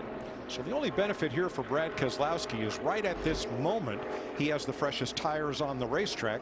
He would likely not pit. Everybody else could. He might get improved track position. I think you're going to find that he may be a lot of these. They got to get tires. They just can't stay out. They got to come and get tires. I think he's going to be right near the front. Yeah, if they choose to come in, it's going to work. Oh man, it fell right into their wheelhouse. Yeah, I think you're going to see some staying out. I think you're going to see some 4 tires, and we may, Darrell, to your point a little earlier, possibly right sides only. That's what I'd get if I was thinking about track position. So we have 24 lead lap cars, counting A.J. Allmendinger, who will get the free pass. What is Martin Truex thinking? His car's going to smell like a rose here, so I think we got a pit. Neil beat him 10-4. I think he's right. Now, see, I think if everybody stayed out, then he'd be. I don't think Brad Keselowski can win. But the problem is, at least half of these guys that are out there are going to come in because they know Brad Keselowski is behind him on fresher tires. All right, pit road is open. Here's a Canadian Grand Prix spoiler alert. Turn down your volume if you're not watching it previously. But the Haas Formula One team in Canada, for the 3rd straight race and 5th time this year, got a point-paying result with a top 10 finish. And that's big. That's a lot of money to those teams. A lot of money. I'll give the real spoiler. My buddy Lewis Hamilton won that race. All right, spoiler over. Pit road is open. Kyle Busch stays out. Well, he's got a fast car, but I don't know about that. Matt. Harvick in the 4-car, brand new Ford for this event. So the car was just twitchy, borderline on grip. This is also a huge benefit for Denny Hamlin. He had a loose wheel on the 11. Jamie. Well, you heard Martin Truex Jr.'s radio saying they need to pit if they want to compete with the 18. The 18's so happy with the balance of his car. 78, a 4-tire stop here. 21, Ryan Blaney is in still no communication on the radio. A wedge adjustment there. He says he's loose. He tapped the roof. We'll see if he can stay in top 5 in contention. 2 tires for Eric Jones. I just wonder if Kyle Busch's crew chief was here today, if he would have chosen to stay out. That's something we'll never know, I'm sure, but we do have a substitute crew chief on that 18 car today. Well, what we're going to find out is how good is Kyle Busch's race car and how good is he. He's really good, but he's not as good as those 4 Goodyears, I can tell you that. Those 4 Mr. Feelgoods, that changes everything. Tough stop for Ty Dillon. He overshot his box, had to stop and back up. Jeff, so I'm Kyle Busch, and I look over, and Keselowski's going to be right beside me, and I'm going to say, does he have 4 tires? Because I don't. Remember, you don't know what the others are going to do, and you know that they're going to do the opposite of whatever you do as the leader. So far this week, Kevin Harvick has been commentator, racer. Does he have another budding career as golfer? Or is it son Keelan? Keelan, I think. Whoa. Keelan's got it. He's got a swing. Beginning Thursday, the world's greatest players battle to be crowned America's champion in golf's can't-miss major of the year. The 117th U.S. Open begins Thursday on Fox, FS1, and streaming live on Fox Sports Go. Now, Mike, you might have thought they were at a golf course, but they were in their backyard. Jamie? Well, Ben Bayshore is the interim crew chief for Kyle Busch. Usually he's the race engineer. You guys opted to stay out there. The guys coming for you took 4 tires. Is the car balanced and the car good enough to hold them off? I hope so. We sort of took it easy there and tried to save a little bit for the end, so hopefully it works out. We just can't give up the track position right now with only 15 or so laps left, and the 2 just pitted, so we could be a sitting duck, but that was our only play to keep the lead. It's been a great day for Kyle Busch, looking for his first win here at Pocono. Mike? And talk about, I know where that golden horseshoe was that Jimmy Johnson apparently lost this week. I think Brad Keselowski picked it up because the caution came right after he pitted, and look where he is. Well, he's had anything but that golden horseshoe the last few weeks, if you think back of the trouble that he's had. So maybe this is kind of karma getting back on his good side. But in Ben Bayshore's defense, he was in a box.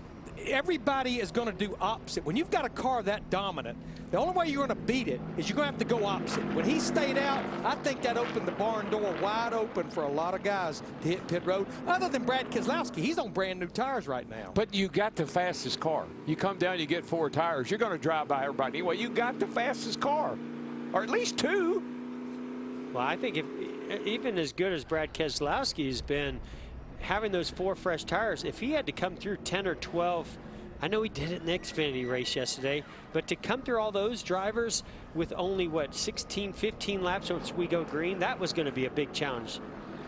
Coach Gibbs up on the pit box for Kyle Busch. Ben Bayshore calling the shots because Adam Stevens, his tire carrier and tire changer, under suspension for losing a wheel at Dover per the strict reading of the NASCAR rulebook. Same thing happened in the truck race there at Dover Friday night. Joe Gibbs Racing did not appeal. And, Austin Dillon won the 600 at Charlotte with a new crew chief. Here's Kyle Busch out front with the substitute crew chief. Well, Joe Gibbs is saying, what do we got to do to get a win? They've been fast, just haven't pulled it off yet. The rule was intended to keep teams from putting on not enough lug nuts. But there you can see no lug nuts got installed because the air gun did not reverse between tire removal and installation. So Kyle Busch went out with no lug nuts at all. Off came the wheel.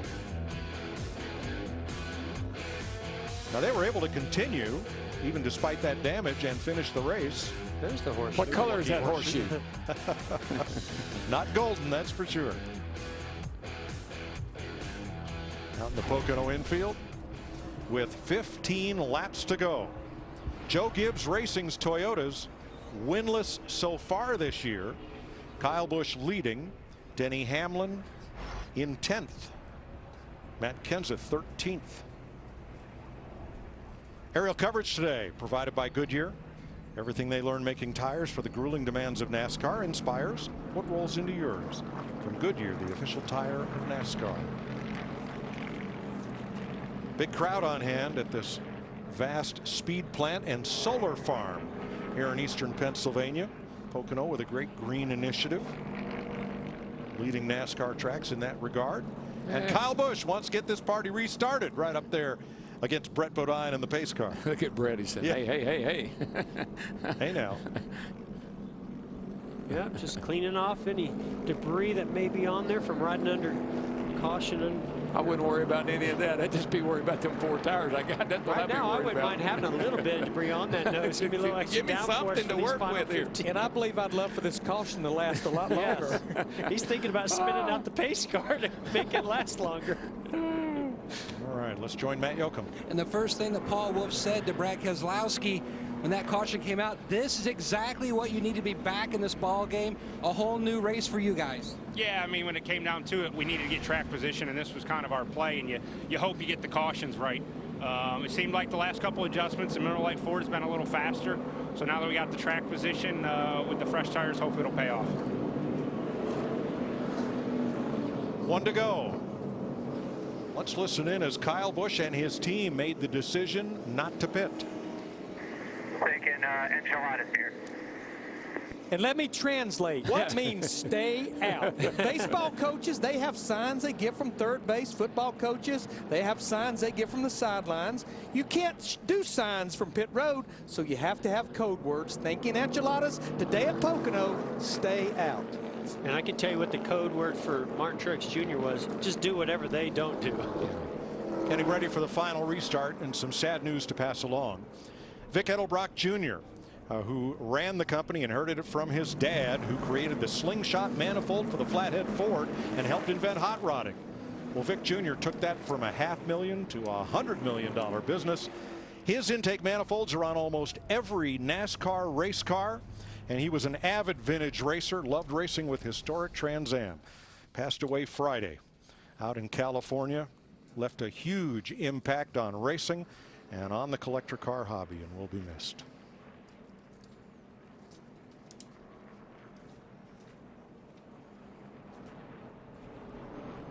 When they come to the green, 13 laps to race in the Poconos. Kyle Busch hoping for his first win of the season. His Toyota takes the outside against Brad Keselowski's Ford. Now Eric Jones, right behind in the second row, has 2 fresh tires. Most everybody behind him has 4. This is a recipe for one of those 7 wide runs down the front straightaway on the restart. Oh yeah, this is the 2 cars. They are in the catbird seat, but look at these right behind you, the 77, the 21, and the 78. Those are fast race cars. And Kevin Harvick, who buzzed the motor with a missed shift, well, not thinking about that now. You run it till it goes or blows. He just cleared her out real good. Oh my gosh, did he ever? He's just thinking, don't do that again. No. It'll be 13 to go. That pace car better get out of the way, because they're going to be coming.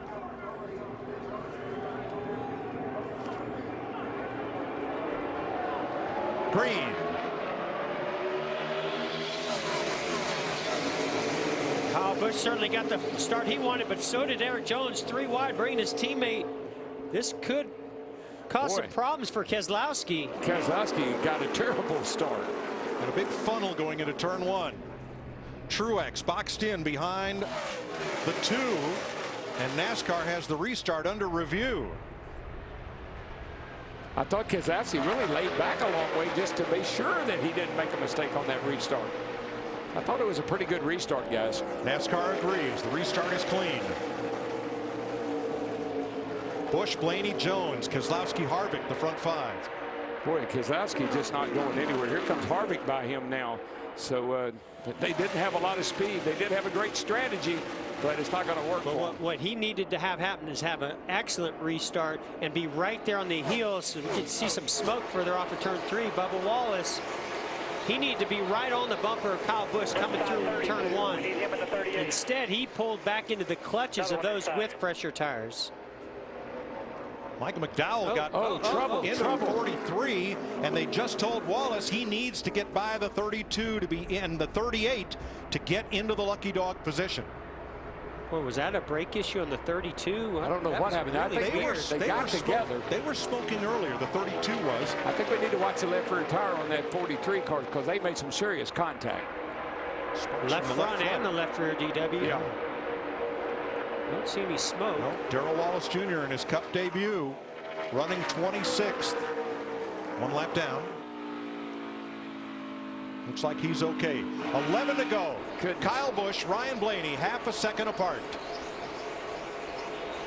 Blaney has fresher tires. Kyle Busch has been dominant today. I tell you, the 21 car, they are poised to win. But the guy running third is too, the 77 car, Eric Jones.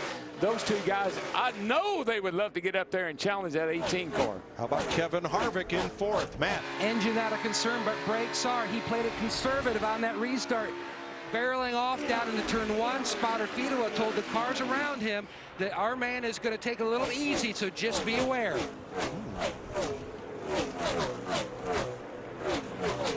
Look at how Ryan Blaney closed up. He is there, buddy. He's right Kyle on Busch. He's right there. He's going to be the guy that he's going to have to. Kyle Busch going to have to really work huge hard. Run off of turn 3. Great run off turn 3. Kyle Busch did not get off that corner. And Blaney's going. Whoa, no. That was. How low can you go? Man, well, huge block by the 18. 18 to a big block on Blaney right there. With those fresher tires, if Blaney ever gets past, he's got to be able to catch him. He's got him. He'll get him down the back right here. He's going to out-drag him. Now watch Kevin Harvick. Oh, my gosh. He drove me all the way on the apron. Took him to the infield almost. Man. Blaney has got to be saying, what do I got to do? Oh, look at that big piece of paper. Is that covering the grill on Kyle Busch's 18? But watch Kevin Harvick. He's coming into the picture. Well, these two guys running side by side, I mean, it's going to open the door for everybody. Outside.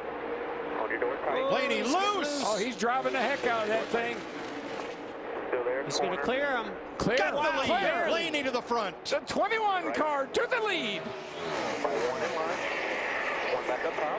9 to go. Get your marks. Drive away, bud. There you go. 9 laps to go.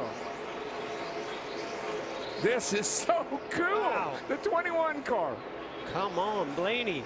We love seeing first-time winners. Oh, it's not over. Here comes Harvick. Harvick gets right to the back bumper of Kyle Busch, and he's got fresh tires. I think Harvick thought they were going to wreck down in turn 3. I think he played it conservative because he thought they were going to wreck, and he didn't know which way to go. I think we all thought that.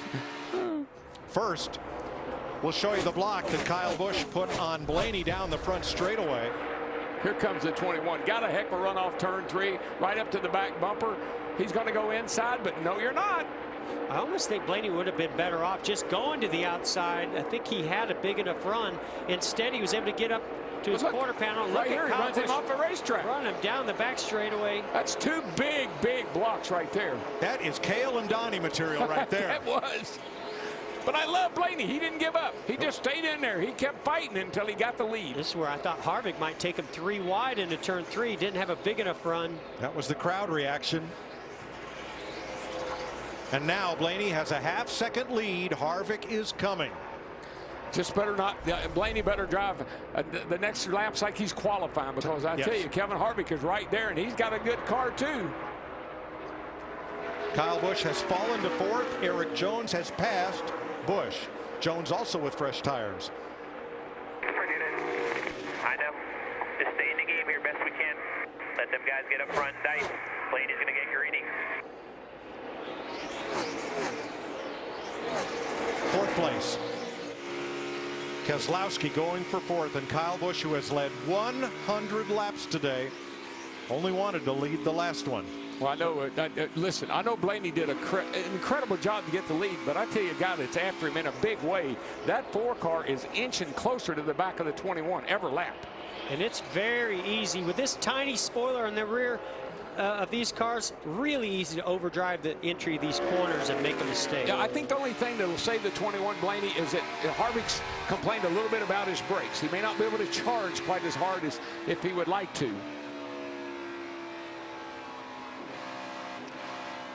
Oh, you see Blaney loose there off turn number 3.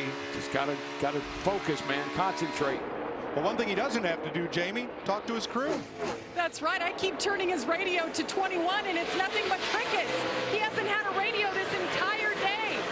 The team cannot hear their driver, but he can hear them. He's been using hand signals on the roof and the door to let them know what the balance has been on the car, and they've obviously communicated just fine, adjusting that car exactly exactly where they need to be. He is leading the race and looking for his first Cup victory. Yeah, Jeremy Bowens, he looks pretty calm. Everybody on the pit box looks like they're in pretty good shape here. Nobody's panicking.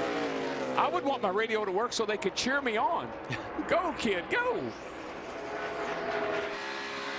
I just think also here to Kevin Harvick, he's not won a race yet this year.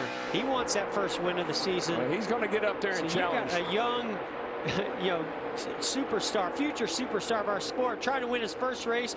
The Wood brothers trying to get their first win in a long time. And then Kevin Harvick, the veteran, past champion, trying to get the first win of the season. So when asked in pre-race, would the 21 win this year? What did you two say?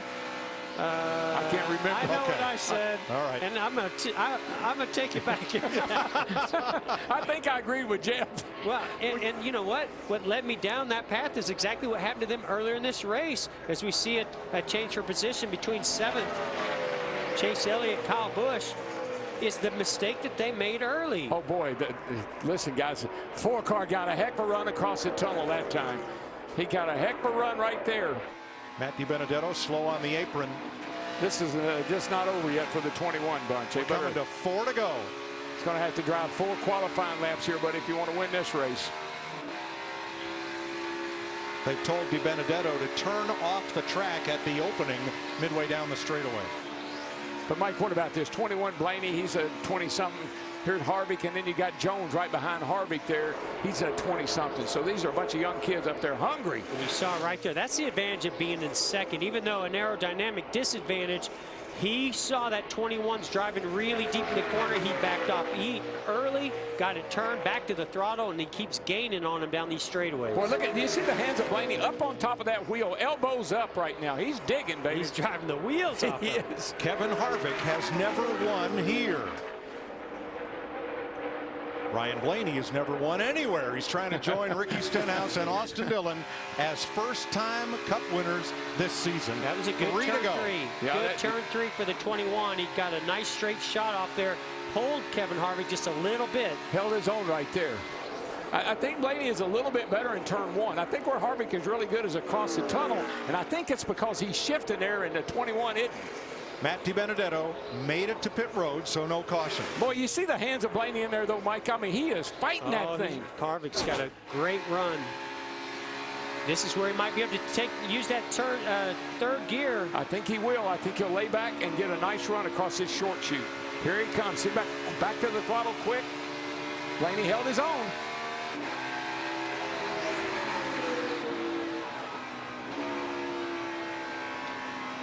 Lead analyst yesterday fighting with a pit reporter. It doesn't get any better than this. 2 to go. There you go. Caution. Cole Witt has brought out the caution. No caution. Oh, excuse me. Sorry, had a voice in my ear. No caution. We stay green. And there is Cole Witt. Get off the track. Get down on the apron. We're still green. Boy, this is going to be a nail biter. I mean, Harvick is right there. If Blaney makes one mistake, he'll get him. It's been a long time for Glenn and Leonard. I love the way Glenn and Eddie, the Wood brothers. Harvick plays back so nice right there. Catches that third gear and really gets a nice run across his short chute. But so does the 21 car. Cole Witt makes it to pit road. No caution. Well, look how early Kevin Harvick can get back to the throttle. Gains onto the center, but Blaney does a nice job carrying that speed off the corner. White flag. 1 lap to go. Sponsored by Credit One Bank.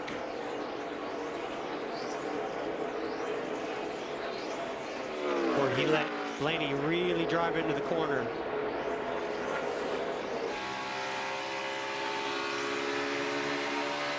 Nice job off of turn 1 for Ryan Blaney. Capped him a little bit. Got to get across this tunnel. If he gets across the tunnel, he's got it made. The calm voice of spotter Josh Williams for Blaney. Little loose. Here he comes. He's looking. He's looking. Oh, Harvick had to get out of the throttle a little bit. Almost got in the wall. 400 miles. It's going to come down to 1 corner. That flat turn 3.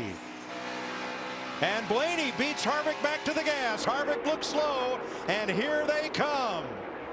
The winner at Pocono, Ryan Blaney for the Wood brothers. Wow. What a race. Wow.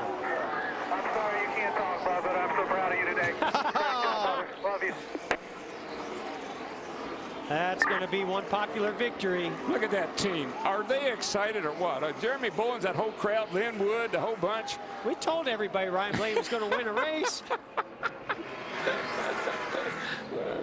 A little bump from Keselowski. Oh, nice job. How about that? First Cup win in his 68th start. Finished second back at Daytona. We may get to 16. He's the 10th different winner to win in 2017. Fourth driver to get his first win at Pocono. And the 19th driver to go to victory lane for the Wood brothers. I think he's going to have body damage when this is over with. Everybody's running up and banging on him. He didn't have any damage on the race during the race.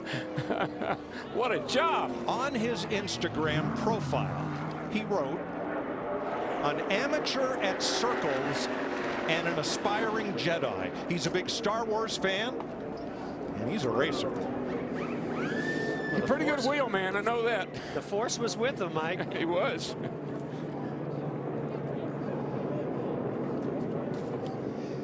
Wow, you talk about a couple iconic numbers. Look at that. And you saw those cars and drivers and owners in the pre-race photo. Yeah, I told Blaney, wouldn't it be cool if he and Bubba could race for the win today? But Blaney said, "I just hope I win." Well, he won. Jeremy Bullins, great job, being congratulated by Team Penske personnel.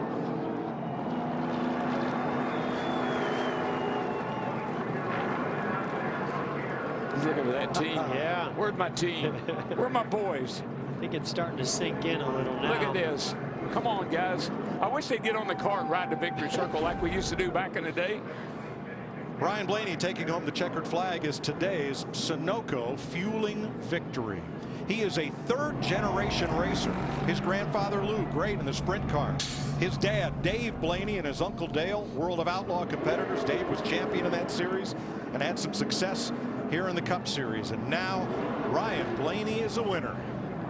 And you know what? It would surprise me if he does burnouts, because he's one of those kind of guys that want to take care of the car, take care of the motor, don't want to abuse anything. Give me the flag, let me ride around here and enjoy myself. You got that right. Pump that fist, kid. His fan base just went up quite a few notches. Just driving that 21 car. I mean, that's just, it's iconic. That is the 99th Cup win for the Wood brothers. 5 of their last 7 wins have come from drivers getting their first victory. They have 3 wins here. Check out his lug nuts while he's there. Neil Bonnet, David Pearson, and now Ryan Blaney. Yeah, Neil won that 21 car here. Yeah, Pearson. This is a great day for not just for that 21, but for the whole sport. Popular win, very popular.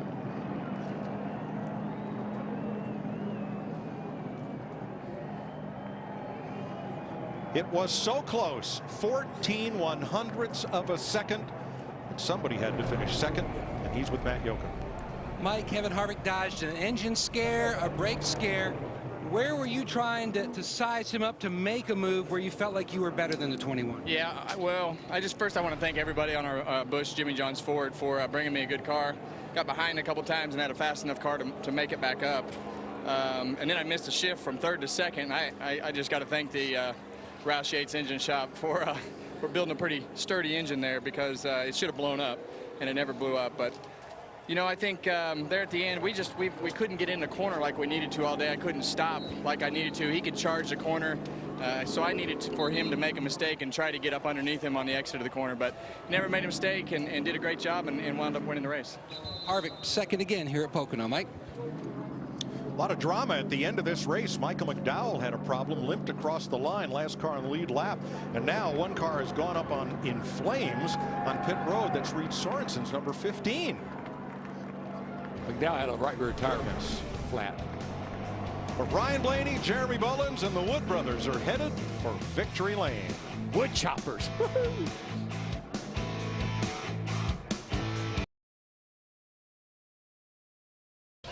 Man, it's a little surreal. I'm talking to Ryan Blaney at victory lane. Crazy, blowing my mind. You know, yeah, we were leading or second or whatever it was, and Elliott gave me a good push to clear it up. That was yesterday in the Xfinity race on Fox when it was an all-driver broadcast. Ryan Blaney was our pit reporter when Brad Keselowski won the Xfinity race. Today, Brad Keselowski's 5th and Ryan Blaney his first career win. And Brad Keselowski nice enough to be down there to play the role of the pit reporter for the celebration. Ryan Blaney hops out of the Motorcraft Ford in victory lane for the first time in the Monster Energy Cup Series. Congratulations. Man, all of America's watching. They want to know this is your first Cup win. You had to pass one of the best, Kyle Busch, and hold off Kevin Harvick at the end. What was going through your mind? You're in victory lane, man. It's hard, man, to process. Well, first we had to pass Kyle, and that was tough. He was on older tires, and he was struggling off the one, and we were able to get under him there. And then we had to hold Kevin off. He was really fast all day, and I just didn't want to make a mistake. You know, that would have been the worst thing to do. And I got to thank him for racing me really clean. That was really cool of him. But we got Motorcraft and Ford and Quick Lane back in victory lane, and it's Wood Brothers' 99th win. So that's really special, and that was just a lot of fun, man. 99th win, but you said it. Wood Brothers back in victory lane, one of the patriarch teams in NASCAR. Haven't won since 2011. You get them back. Everybody wants to know, what's the party going to be like? Well, you're invited. Yes. I don't know what the party's going to be like, man. I'm definitely going to party with these guys up here because I can't have a better group, and they do such a great job. And we've had a lot of bad luck the past month and a half, and it's great to get back to where we should run. And in victory lane, we locked ourselves in the chase. That was awesome. And I can't thank SKF, PPG, Body Armor enough. Roush Yates for doing what they do, and this is really cool. Really cool. Yes, man, this is awesome. This is awesome. Ryan Blaney, his first career Monster Energy Cup Series win at Pocono Raceway. Wow, what a day. A lot of people cheering for you. A lot of people happy for you. Back to you, Chris Myers in the booth. All right, thank you very much, Brad Keselowski. He's going to be with us on our pre-race show next Sunday from Michigan. Ford, Michael Waltrip, 4 of the top 5 spots. And what a victory as you look at the Wood Brothers. Interesting, the list of first-time Cup Series wins, the drivers. And in that famed 21 car, I thought it was interesting, co-owner Eddie Wood actually has compared Ryan Blaney to David Pearson because he's so calm, and he had to be to hold off past champions Kyle Busch and then Kevin Harvick. How do you think he would have felt if he could have heard that crowd cheering for him as he took the lead and streaked off to his first win? There's Chase Elliott coming to victory lane. Chris, I love the Wood Brothers. I was fortunate enough to drive for them, and I know how popular down in the garage area this victory is going to be for those guys. His first lead with 10 laps to go, and held on to win. 18-1 odds from Las Vegas. Started out at 30-1, but Blaney another upset winner. Let's check in with another young guy with a strong finish. Eric Jones and his Toyota. Chris Neville is with him. Where Eric Jones gets his best finish of the season in his first Cup start at Pocono. Eric, as you saw Harvick and Blaney going at it, did you think you could close the gap? Yeah, I was hoping they were going to get side by side like the 21 and the 18 did. You know, we were able to close right up on them and have a shot there. You know, Harvick just could never quite get up there. So I was busy holding off the 2 and the 41 and driving for all I could. So it was congrats to Blaney, number 1. That's really cool. It's really cool for the young guys. And just a good GameStop Camry all day. You know, not quite a winning car. We didn't have the speed the 18 had all day or, you know, 21 or 4, but worked at it hard all day. Definitely a physical race. You know, he's shifting out here hot. But a lot of fun and really cool to get it to our first top 5. Thanks, Eric. All right, thank you very much. Bubba Wallace at his first Cup race, fellow Ford driver who finished 26th. Ryan Blaney celebrating in victory lane. And Kyle Busch, for the 4th time that he's led the most laps, still did not get the victory. In fact, the 3 Joe Gibbs cars that led today, and still no victory at this point last year. 7 wins for the racing team of Joe Gibbs Toyotas, but 4 dominant today. Tonight on FS1, World Cup qualifier with USA and Mexico after NHRA drag racing. And for the 3rd time, a first-time winner this year. Back in 2011, we had 5 first-time winners, but this is an impressive list that crowds those trying to work their way into the NASCAR playoff. Yeah, no telling what we'll see next week at Michigan. Chris, we talked about speeds in the corner here at turn 1 at over 200 miles an hour. We're going to see those over 210 next week in Michigan. These cars will really be flying down there, and plus the track's wide. You'll see 2-3 wide racing all day long. Well, from the start, Kyle Busch, the pole sitter, leading 100 laps. Kevin Harvick tried to make a move. Earlier, we saw Jimmy Johnson and Dale Earnhardt Jr. out of the picture. But in the end, Ryan Blaney had to fight off Kyle Busch and then hold off fellow Ford driver Kevin Harvick to pull into victory lane for his first career victory, and quite a victory in Pocono. For Michael Waltrip, our entire Fox crew, I'm Chris Myers, Dave Reef, and NHRA on FS1 straight ahead.